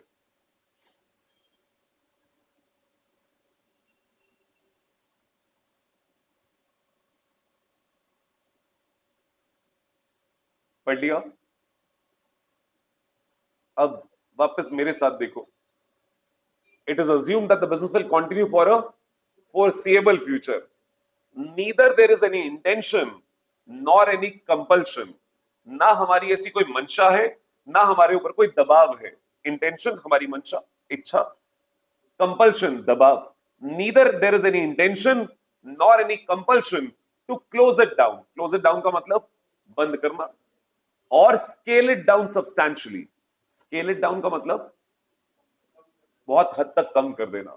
फॉर एग्जाम्पल दोस्तों, फॉर एग्जाम्पल आप सबने कोविड का दौर देखा है, भगवान ना करे वो वक्त दोबारा आए, लेकिन वो दौर हम सबने देखा है दोस्तों, और आप लोग होश संभाल चुके थे तो बहुत सारी बातें आप समझते हैं। क्या कोविड के दौर पे बिजनेसेस प्रेशर में थे? धंधा ही नहीं था, बिजनेस ही नहीं था, तो बहुत सारे बिजनेस के पास पैसे की तंगी हो गई थी और बहुत सारे बिजनेस बंद होने के कगार पे आ गए थे। They did not have even the amount to pay salaries to their employees. They did not have amount to pay rent to their landlords. बिजली का बिल पे करने के पैसे नहीं थे क्योंकि बिजनेस ही नहीं था। तो अगर कोई ऐसा बिजनेस हो जिसके ऊपर इतना दबाव आ गया हो कि वो बिजनेस अब सर्वाइव नहीं कर पाएगा, तो आप क्या कहेंगे, बिजनेस चल पाएगा या नहीं चल पाएगा? तो that business is not a going concern. That business is not a going concern because that business is under compulsion कि बंद हो सकता है। दबाव इतना है उसके ऊपर कि वो सरवाइव नहीं कर पाएगा। मान लीजिए मैंने बैंक से लोन लिया हुआ है, बैंक की ईएमआई चुकाता हूं, जब तक मेरा बिजनेस चल रहा है, पैसा आता जाता है, प्रॉफिट कमाता हूं, ईएमआई पे कर देता हूं। लेकिन कोविड के टाइम पे बुरा वक्त आया, बिजनेस बंद हो गया, लेकिन क्या बैंक ने ईएमआई मांगने से मना कर दिया? नहीं, बैंक का मीटर चालू है लेकिन मेरे पास पैसा नहीं आ रहा, तो मैं बैंक को पैसा कहां से दूं? नहीं दे पा रहा हूं। अगर मैं इतने प्रेशर में हूं और अब मेरा बिजनेस नहीं चल पाएगा, मेरे पास है ही नहीं कुछ देने के लिए, बिजनेस बंद करना पड़ेगा। Am I going concern? क्या मैं ये कहूं मैं जहां तक देख पा रहा हूं मेरा बिजनेस चलता रहेगा? नहीं चल रहा है। जहां तक तुम देख रहे हो बिजनेस नहीं चल पा रहा है, तो business is not a going concern. इसलिए हमने कहा neither there is any intention nor any compulsion. अब इंटेंशन वाली बात पे आते हैं। मान लीजिए दोस्तों, मैंने एक बिजनेस शुरू किया था और जब शुरू किया था तब एक नई चीज थी ये, यानी ये प्रोडक्ट अभी आया ही था मार्केट में और मैंने कहा मैं I will be the first mover of this product, मैं सबसे फर्स्ट मूवर एडवांटेज लूंगा। मैंने इस प्रोडक्ट को लॉन्च किया, बहुत डिमांड थी, बहुत सेल हुई, बहुत मुनाफा कमाया। लेकिन जैसे जैसे मैंने मुनाफा कमाना शुरू हुआ, कंपटीशन अट्रैक्ट हुआ कि भाई एक नया प्रोडक्ट है और लोग आ गए इस लाइन में। आज के टाइम पे इतना कंपटीशन हो गया है और अब नए नए प्रोडक्ट आ गए हैं, अब मेरे इस प्रोडक्ट का कोई महत्व नहीं रह गया है, मार्जिन ही नहीं रह गया है, सेल भी नहीं रह गई है, डिमांड ही नहीं है। अब मुझे लगता है इस लाइन में रहने का फायदा नहीं है और मैंने डिसाइड किया बहुत कमा लिया, बंद करते हैं। ठीक है, क्या मेरे ऊपर एक्चुअली कोई दबाव है बंद करने का? नहीं, but I do not intend to continue. तो is my business a going concern? Yes or no, everyone? No, it is not. So, neither there is any intention nor any compulsion to close it down or scale it down substantially. अगर ऐसा हो तब आप going concern है, लेकिन अगर आपके ऊपर दबाव है या आपकी खुद की मंशा है कि आप बिजनेस बंद कर देंगे या सब्सटैंशियली कम कर देंगे। मान लो मेरी 10 फैक्ट्रीज हैं और कोविड के दौरान मुझे 9 फैक्ट्रीज बंद करनी पड़ गई, एक ही बची है, क्या वो भी चल पाएगी? कह सकते हो? इतना प्रेशर में झेल रहे हो, 9 बंद कर दी, 10वीं का भी कुछ पता नहीं है, तो you have compulsion to scale it down substantially. Your business is not a going concern. सब हो मेरे साथ दोस्तों? क्या ये वर्ड समझ आते हैं? ये वर्ड सुनने में जैसी लगते हैं, सर ने क्या लाइन बोल दी, लेकिन मुझे इन शब्दों का मतलब समझ आता है। अगर आपको ये शब्द का मतलब समझ आए तो आपके अंदर से निकलेंगे। So a business is presumed to be continuing for a foreseeable future. It is assumed that neither there is an intention nor any compulsion to close it down or scale it down substantially. जय माता दी। अब देखो words तो जैसी हैं, लेकिन इस concept का एप्लीकेशन क्या है? व्हाई डू वी अज्यूम कि बिजनेस एक फोर्सिबल फ्यूचर चलता जाएगा? फोरकास्टिंग के लिए, बिल्कुल सही बात है। और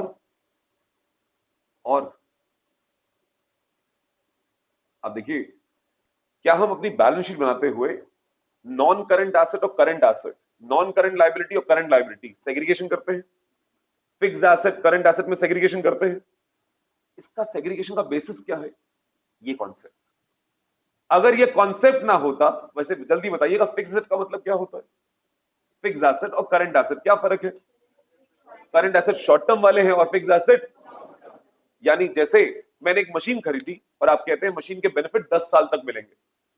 किसको मिलेंगे? हमारे बिजनेस को। भाई बिजनेस को 10 साल तक बेनिफिट तभी मिलेगा जब बिजनेस खुद एग्जिस्ट करेगा। तो अगर आप ये कहते हैं कि मशीन के बेनिफिट 10 साल तक मिलेंगे, इसका मतलब आप ये मान के चल रहे हैं कि आपका बिजनेस अगले 10 साल तक तो चल रहा है।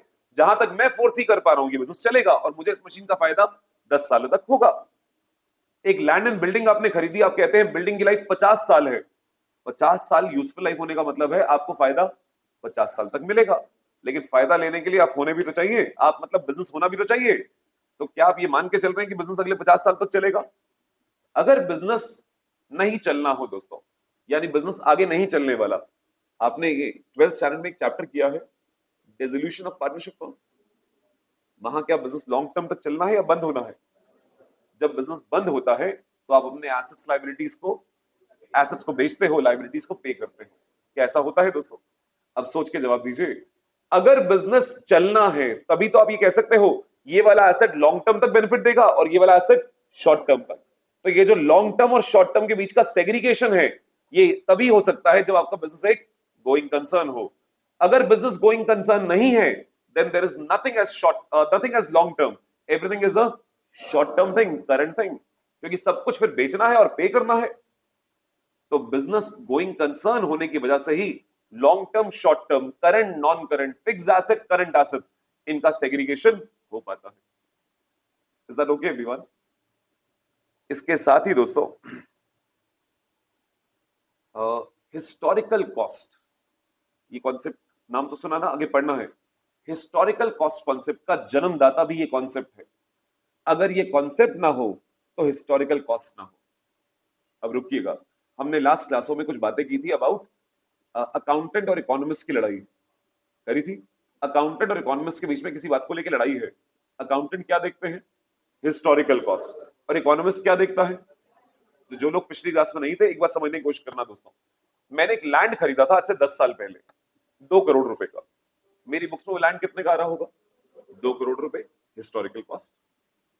आज उस लैंड की वैल्यू बहुत बढ़ गई है, आज उसकी मार्केट वैल्यू 5 करोड़ रुपए है। ठीक है, अगर कोई मेरे बिजनेस की वैल्यू लगाए तो उस लैंड की वैल्यू कितनी लगाई जाएगी?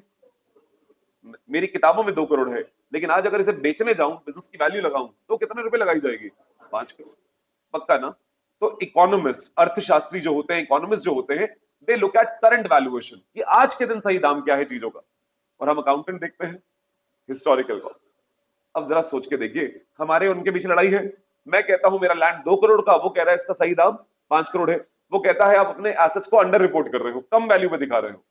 कोई बात नहीं, हम फिर भी इस बात को मान के चलते हैं, हिस्टोरिकल कॉस्ट पे चलते हैं। क्यों चलते हैं दोस्तों?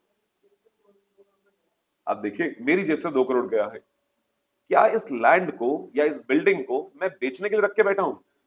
किस लिए रख के बैठा हूं? लॉन्ग टर्म तक यूज करने के लिए।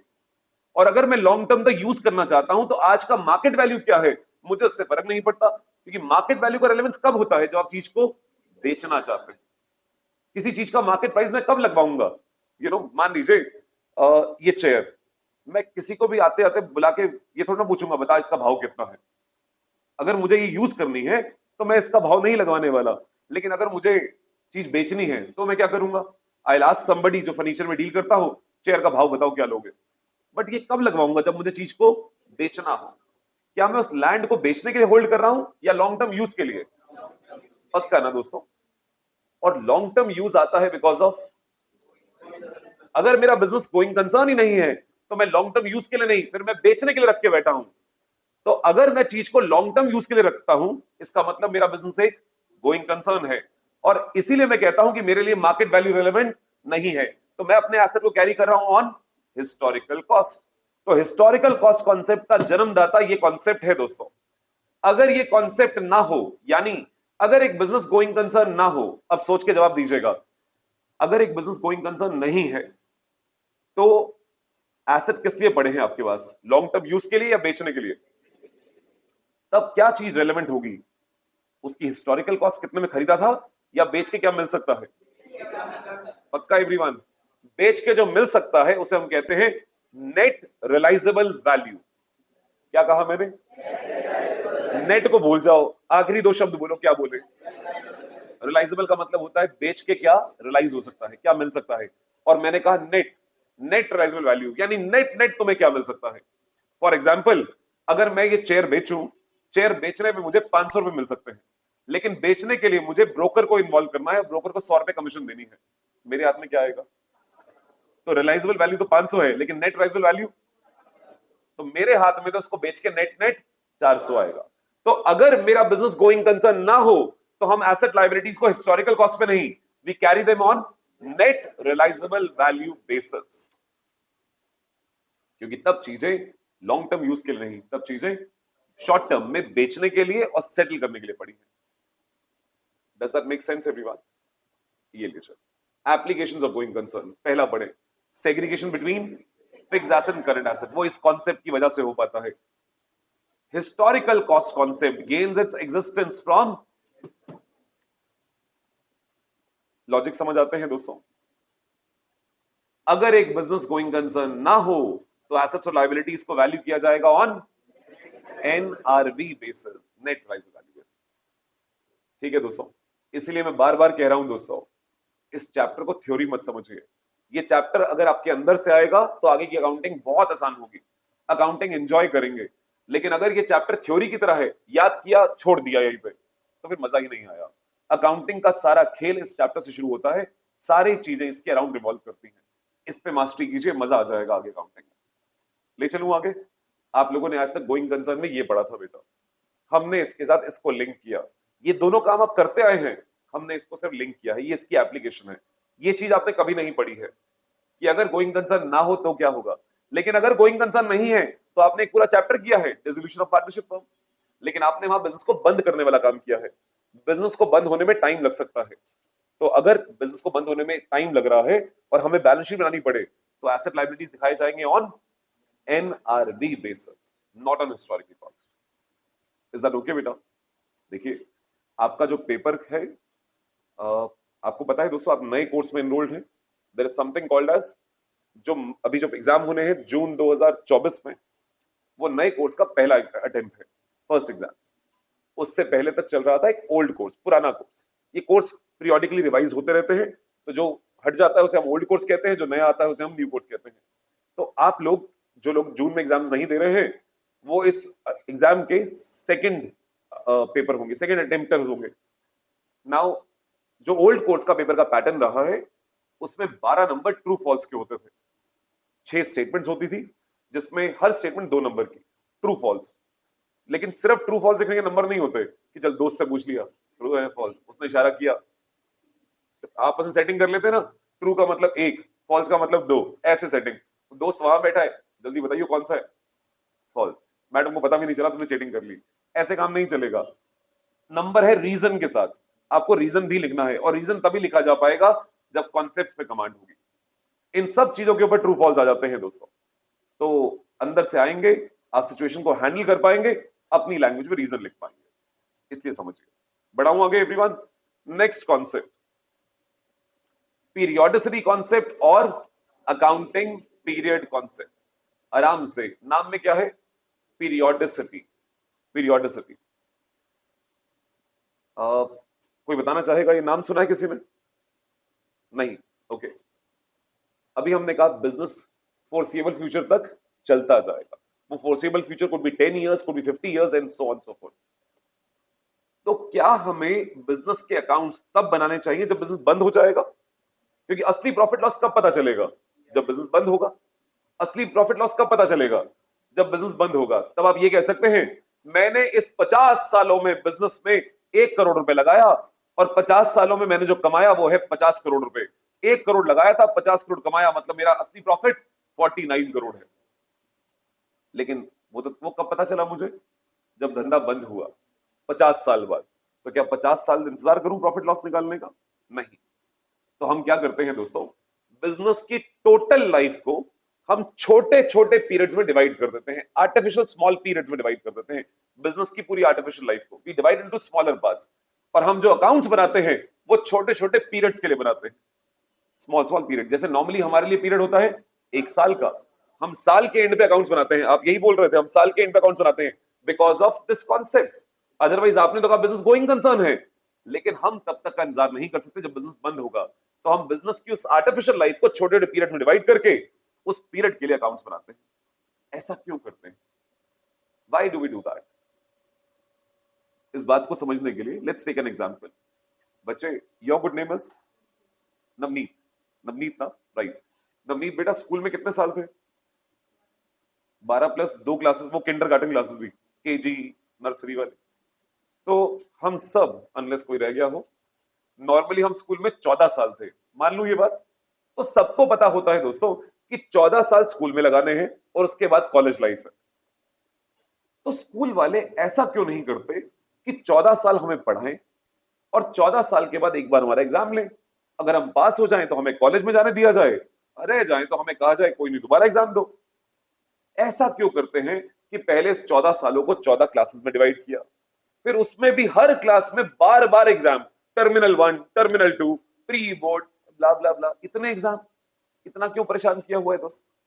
जब सबको पता है 14 साल बाद कॉलेज जाना है, 14 साल बाद एक ही बार ले लेते एग्जाम। ये 14 क्लासों में क्यों डिवाइड किया और इतनी बार एग्जाम क्यों लिया? आपके परेशान करने के लिए। ऐसा ही ना, बच्चे के दिमाग में यही आ रहा है, बड़ा परेशान किया स्कूल वालों ने, ऐसा ही ना? हाँ बेटा, ऐसा क्यों किया होगा? जोर से बोल बेटा। शाबाश मेरे बच्चे, आपकी परफॉर्मेंस को इवैल्यूएट करने के लिए। आपकी इस 14 साल की जर्नी को 14 लेवल्स पे डिवाइड किया, और वो 14 लेवल ऐसे हैं कि आप धीरे धीरे ग्रो कर रहे हैं, और हर बार वो देखना चाहते हैं इस लेवल पे जो आपको सिखाया गया कि आप रेडी हैं अगले लेवल पे जाने के लिए। अगर आप रेडी हैं तो आपको आगे जाने दिया जाएगा, नहीं तो आपको कहा जाएगा इस लेवल को रिपीट करो। क्या ऐसा ही है दोस्तों? तो आपकी परफॉर्मेंस बहुत लेट जाके ना पता चले, तो ऐसा ना हो 14 साल में पता चले बच्चे ने कुछ पढ़ा ही नहीं, उसको 2 into 2 भी नहीं आता, कितनी दिक्कत होगी। तो इसीलिए आपका परफॉर्मेंस को पीरियोडिकली असेस किया जा सके, इसलिए आपके स्कूल लाइफ को 14 स्टेजेस में डिवाइड किया गया था, और उसमें भी साल के एंड में ना पता चले कि साल रिपीट करना पड़े, इसीलिए आपको टर्मिनल एग्जाम्स किए गए कि थोड़ा थोड़ा देखा जाए परफॉर्मेंस कहां पहुंची है, वो असेसमेंट की जा सके। और अगर कहीं करेक्टिव एक्शन की जरूरत है, करेक्टिव एक्शन का मतलब होता था डंडे। भाई अगर आप नहीं पढ़ रहे तो करेक्टिव एक्शन क्या है? थोड़ी मार पिटाई, थोड़ी डांट और थोड़ा सपोर्ट, ताकि आप सही ट्रैक पे आ जाए। बिजनेस में भी एग्जैक्टली ऐसा ही है दोस्तों। बिजनेस चलता जाएगा बहुत सालों तक, फोर्सिएबल फ्यूचर तक, लेकिन क्या एंड तक का इंतजार करें कि हमने तब पता चले हमने क्या पाप किए जो बिजनेस बंद हो गया, या हर साल बिजनेस की परफॉर्मेंस को इवैल्यूएट करें? तो इसीलिए हम बिजनेस की लाइफ को छोटे छोटे पीरियड्स में डिवाइड कर देते हैं, और उस हर पीरियड के एंड पे हम बनाते हैं अपने फाइनेंशियल स्टेटमेंट्स, ताकि हमें पता चल सके हमारी प्रॉफिटेबिलिटी क्या रही, हमारी फाइनेंशियल पोजीशन क्या है, ताकि अगर कहीं लगे कि हम गलत डायरेक्शन में जा रहे हैं, करेक्टिव एक्शन लिया जा सके। यह भी देखा जा सके क्या हम अगले लेवल पे जाने के लिए तैयार हुए हैं या नहीं हुए। फॉर एग्जाम्पल दोस्तों, मैंने एक नया बिजनेस स्टार्ट किया, और बिजनेस स्टार्ट करने के 3 महीने बाद मैं कहता हूं अब मैं यूएस की मार्केट में बिजनेस स्टार्ट करूंगा। करना चाहिए इमीडिएटली। उसके लिए पहले मुझे क्या देखना चाहिए कि मेरा अभी जो बिजनेस मैं कर रहा हूं वो कहां पहुंचा है। I should not be basing my decision on my gut feeling, I should have my data to back my decisions. और उसके लिए हम बनाते हैं पीरियोडिकली फाइनेंशियल स्टेटमेंट्स, हमारे अकाउंट्स फॉर द पीरियड बनाए जाते हैं, which is as per this concept of periodicity. क्या ये बात समझ आती है दोस्तों? आप सबने कभी एक चैप्टर पढ़ा final accounts? Final accounts of sole proprietor. वैसे कौन कौन से अकाउंट्स बनाते हो उसमें? Trading, P&L, balance sheet. What do you mean by final accounts? Are these the final accounts of the business or final accounts of the business for the period? मेरे words पे गौर करना दोस्तों, मैंने क्या कहा? क्या ये बिजनेस के फाइनल अकाउंट्स हैं या बिजनेस के उस पीरियड के फाइनल अकाउंट्स हैं? Because of this concept. अगर ये पीरियड ना होता तो फिर फाइनल अकाउंट सिर्फ बिजनेस के एंड में बनते, हर पीरियड के एंड में जो बनाते हो बिकॉज ऑफ दिस कॉन्सेप्ट। अब बेटा, पीरियड का मतलब could be anything. Could be anything का मतलब पीरियड 3 महीने भी हो सकता है, पीरियड 6 महीने भी हो सकता है, पीरियड साल भी हो सकता है। नॉर्मली हम पीरियड बोलते हैं 1 साल को। हम नॉर्मली अकाउंट्स बनाते हैं 1 साल के लिए। कैन आई से दैट दोस्तों? हम प्रॉफिट निकालते हैं फॉर द ईयर, बट ये 1 साल के अलावा भी हो सकता है। नाउ इंडिया में जो पीरियड फॉलो किया जाता है, that could be a calendar year, that could be a financial year. Calendar year होता है 1 जनवरी से स्टार्ट होकर 31 दिसंबर खत्म होना, और फाइनेंशियल ईयर 1 अप्रैल से 31 मार्च। जैसे हमारे यहां नॉर्मली क्या होता है दोस्तों? 1 अप्रैल से 31 मार्च, राइट? ऐसा क्यों है? ऐसा क्यों? आप देखिए, आपका स्कूल का साल कब शुरू होता है? अप्रैल, मार्च में एग्जाम, अप्रैल टू मार्च, ऐसा ही होता है। हमारी कंपनियों का साल शुरू होता है अप्रैल से मार्च, ऐसा क्यों? हमारे ऊपर राज किया है अंग्रेजों ने, हम ब्रिटिशर्स की कॉलोनी रहे हैं दोस्तों, और यूके में 1 अप्रैल से 31 मार्च वाला साल फॉलो किया जाता है। तो हम आज भी उनके वाले सिस्टम फॉलो कर रहे हैं जो वो हमारे यहां सेट करके चले गए, ठीक है? यूएस में कैलेंडर ईयर फॉलो होता है, यूएस फॉलोज 1 जनवरी टू 31 दिसंबर वाला साल, हमारे यहां 1 अप्रैल से 31 मार्च नॉर्मली, ठीक है जी? कुछ देशों में और भी 12 महीने का पीरियड हो सकता है, जैसे इजराइल जैसे देश, अगर मुझे सही याद है, दे फॉलो 1 अक्टूबर टू 30 सितंबर, 12 महीने, 1 अक्टूबर से 30 सितंबर। इट कुड बी एनीथिंग दोस्तों, 12 महीने भी हो सकता है, 12 से ज्यादा भी हो सकता है, 12 से कम भी हो सकता है। नॉर्मली 12 महीने का होता है। लीजिए दोस्तों, पहला बुलेट जल्दी से पढ़े।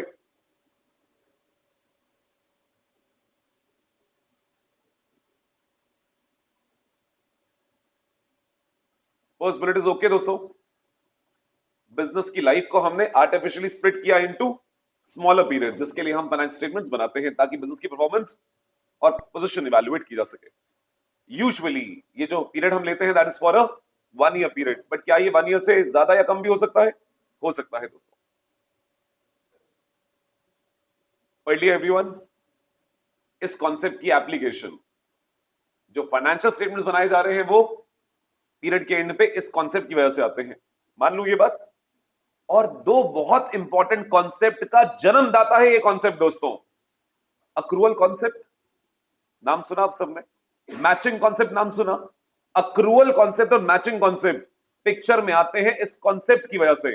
अगर ये कॉन्सेप्ट ना होता तो अक्रूवल ना होता। मेरी बात को ध्यान से समझना दोस्तों। यहां देखें,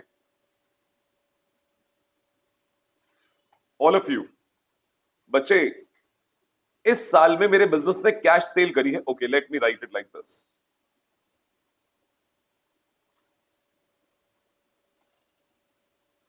1 अप्रैल 2023, 31 मार्च 2024, 31 मार्च 2025, ये कौन सा साल है दोस्तों?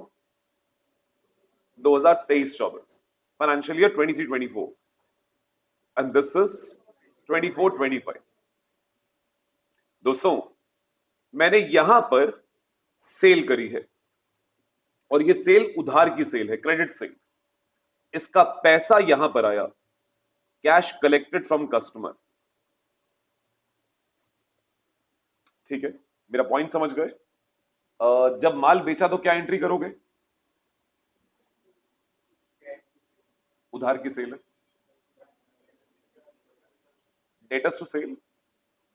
उधार की सेल, राम को सेल करी तो क्या एंट्री पास करते हो? राम टू सेल्स, राइट ना? तो डेटर्स टू सेल्स।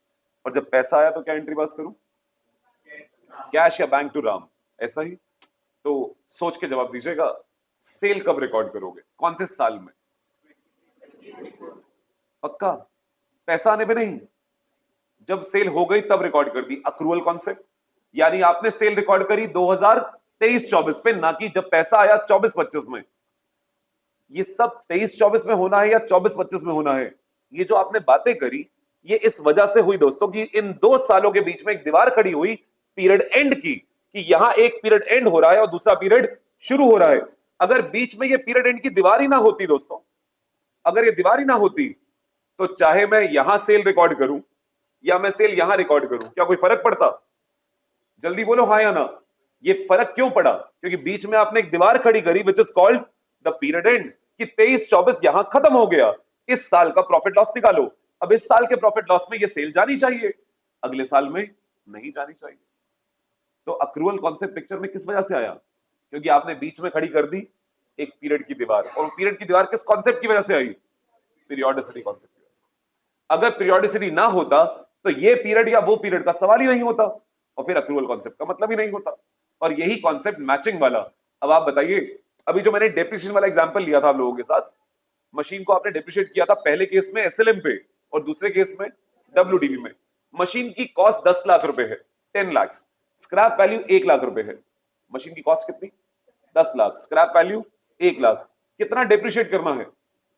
9 लाख रुपए ओवर द लाइफ करना है। लाइफ 5 साल है, 5 साल में करना है। अब चाहे आप उसे बराबर बराबर कर लो या आप उसे पहले ज्यादा बाद में कम कर लो, टोटल कितना डेप्रिशिएट करोगे? 9 लाख रुपए। कितने सालों में करोगे? ये जो आपने पहला साल, दूसरा साल, तीसरा साल, चौथा, पांचवा, हर साल के अमाउंट की बात करी कि हर साल या तो बराबर करेंगे या अलग अलग करेंगे, ये सारी चीजें किस वजह से हुई? बीच में आई पीरियोडिसिटी। अगर पीरियोडिसिटी ना होता तो मैं 9 लाख का खर्चा एक ही बार बुक कर देता। मुझे ये जो पीरियड बाय पीरियड खर्चा बुक करना पड़ा, मैचिंग कॉन्सेप्ट लगाना पड़ा, दैट्स बिकॉज ऑफ।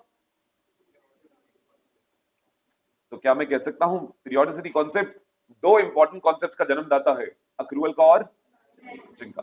ये तीनों कॉन्सेप्ट मिलकर यानी पीरियोडिसिटी, अक्रूवल और matching, they go hand in hand, they go hand in hand in determination of financial position and the financial profitability. अब जितनी कॉन्सेप्ट आज बात करी है एक बार फटाफट रिकैप करते हैं।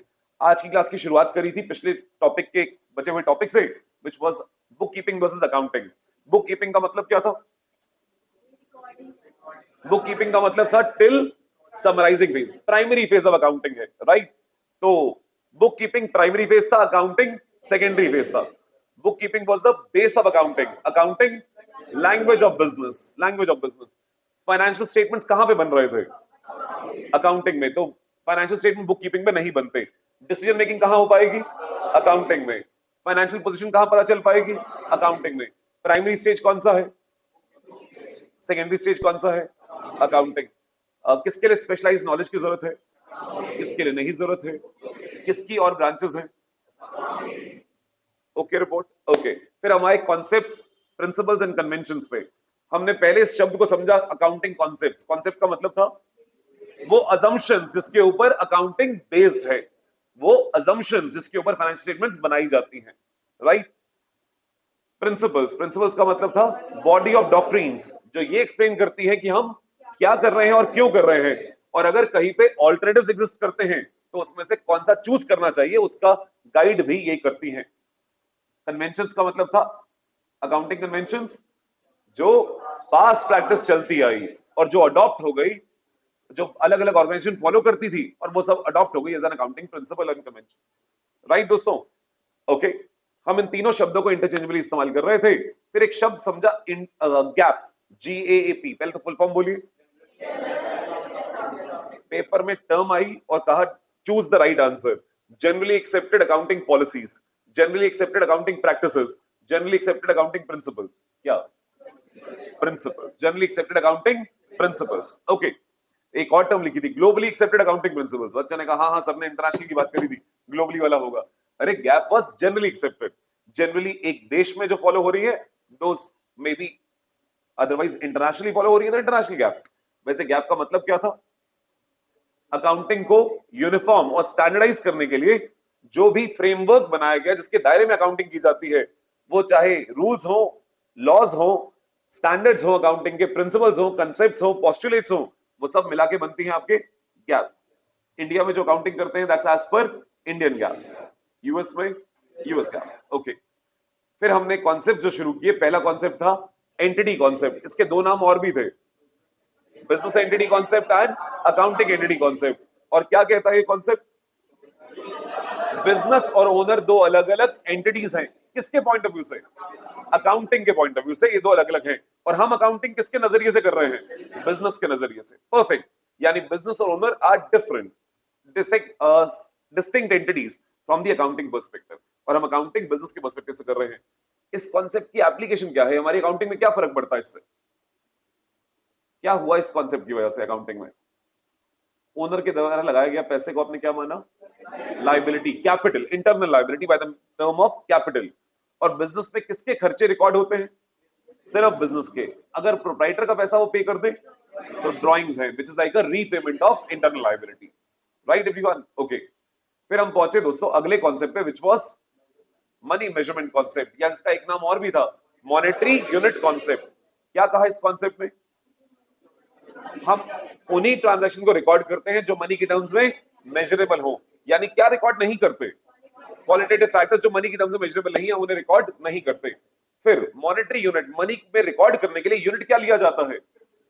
जिस कंट्री में आप डोमिसाइल्ड हैं वहां की जो रूलिंग करेंसी है, नॉर्मली वही आपकी रिपोर्टिंग करेंसी होती है जिसमें आप ट्रांजैक्शन बना रिपोर्ट करते हैं, फाइनेंशियल स्टेटमेंट्स रिपोर्ट करते हैं। परफेक्ट। इस कॉन्सेप्ट की कुछ लिमिटेशन भी थी, एक तो क्वालिटेटिव फैक्टर्स वाली, एक और भी थी, प्राइस लेवल चेंजेस नहीं देखे जाते। यानी आज से 50 साल पहले का 1 रुपया और आज का 1 रुपया सब बराबर मान लिए जाते हैं अकाउंटिंग के अंदर। वैसे बराबर नहीं होते हैं लेकिन अकाउंटिंग में बराबर मान लिए जाते हैं। अगला कॉन्सेप्ट आया गोइंग कंसर्न। गोइंग कंसर्न में क्या बोला? Business will continue for a foreseeable future, neither there is any intention nor any compulsion to close it down or scale it down substantially। इस कॉन्सेप्ट की वजह से क्या हुआ?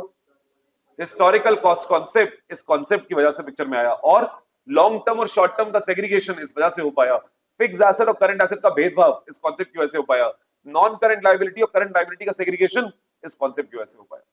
अगर बिजनेस गोइंग कंसर्न ना हो तो एसेट लायबिलिटीज किस बेसिस पे कैरी किए जाएंगे?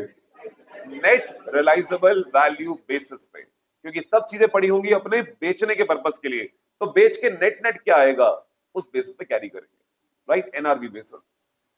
फिर हमने पढ़ा दोस्तों पीरियोडिसिटी कॉन्सेप्ट। पीरियोडिसिटी का मतलब था हमने बिजनेस की लाइफ को, इकोनॉमिक लाइफ को डिवाइड किया छोटे छोटे आर्टिफिशियल स्मॉल पीरियड्स में, जिसके लिए हम बनाते हैं बिजनेस के फाइनेंशियल स्टेटमेंट, अकाउंट्स बनाए जाते हैं उस पीरियड के लिए, और उस पीरियड के एंड पे बनाई जाती है फाइनेंशियल स्टेटमेंट्स, ताकि बिजनेस की परफॉर्मेंस को पीरियोडिकली इवैल्यूएट किया जा सके, असेस किया जा सके, राइट।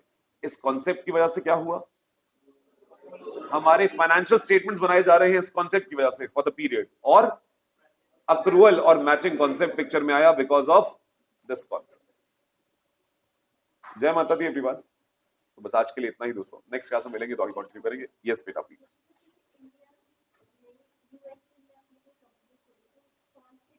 ओके बेटा, देखिए आपने कहा इंडियन कंपनी ने एक यूएस में कंपनी खोली, इंडिया की फर्स्ट, यूएस में जो कंपनी खोली गई है उसे अपने अकाउंट्स यूएस के रूल्स के अकॉर्डिंग बनाने होंगे, यूएस में बैठे हुए। लेकिन आप समझते हो, नाम सुना कभी होल्डिंग सब्सिडरी? नहीं? ओके। एक इंडियन कंपनी ने यूएस में एक और कंपनी खोली, राइट। तो Indian company is the parent company, US वाली इज द चाइल्ड कंपनी। उसे कहते, इस इंडियन कंपनी को कहते हैं होल्डिंग कंपनी, और यूएस वाली कंपनी को कहेंगे subsidiary company, the child company. Indian company India के रूल्स के अकॉर्डिंग अकाउंट्स बनाएगी और यूएस वाली कंपनी यूएस के रूल्स के अकॉर्डिंग। लेकिन आप जब कंपनीज एक्ट पढ़ेंगे अगली स्टेजेस में, और अकाउंटिंग में भी आपको पढ़ाऊंगा, there is also a concept of परिवार के अकाउंट्स। अभी तो ये अलग अलग एंटिटीज के अकाउंट्स की बातें हो रही हैं, दे आर अलग अलग एंटिटीज, तो इनके अकाउंट्स अलग अलग बनते हैं, वो इंडिया के रूल्स और यूएस के रूल्स के हिसाब से। लेकिन there is something called as इस परिवार के भी अकाउंट्स, जिसे हम टेक्निकल भाषा में कहते हैं कंसोलिडेटेड फाइनेंशियल स्टेटमेंट्स।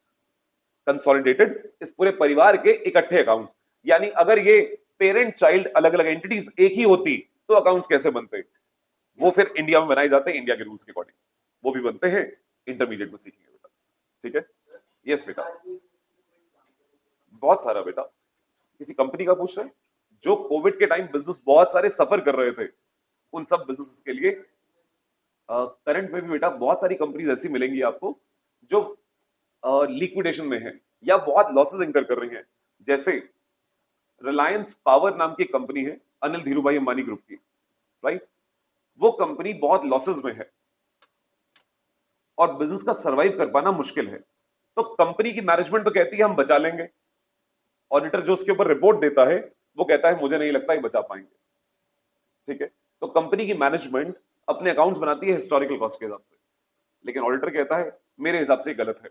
किस बेस पे बनने चाहिए? एनआरवी बेसिस पे, क्योंकि ऑडिटर कह रहा है कंपनी को लॉसेस बहुत हैं, और लॉसेस हैं तो कौन सा बेसिस फॉलो होना चाहिए? NRV basis. लेकिन कंपनी कह रही है हम बचा लेंगे, तो मैनेजमेंट और ऑडिटर्स में डिफरेंस ऑफ ओपिनियन है। अगर मैनेजमेंट भी ये बात मान जाए कि हाँ बुरी हालत है, बंद हो सकते हैं, तो फिर बुक्स बनाई जाएंगी on NRV basis. Is that okay बेटा? Done everyone? थैंक यू दोस्तों, that's it for the day.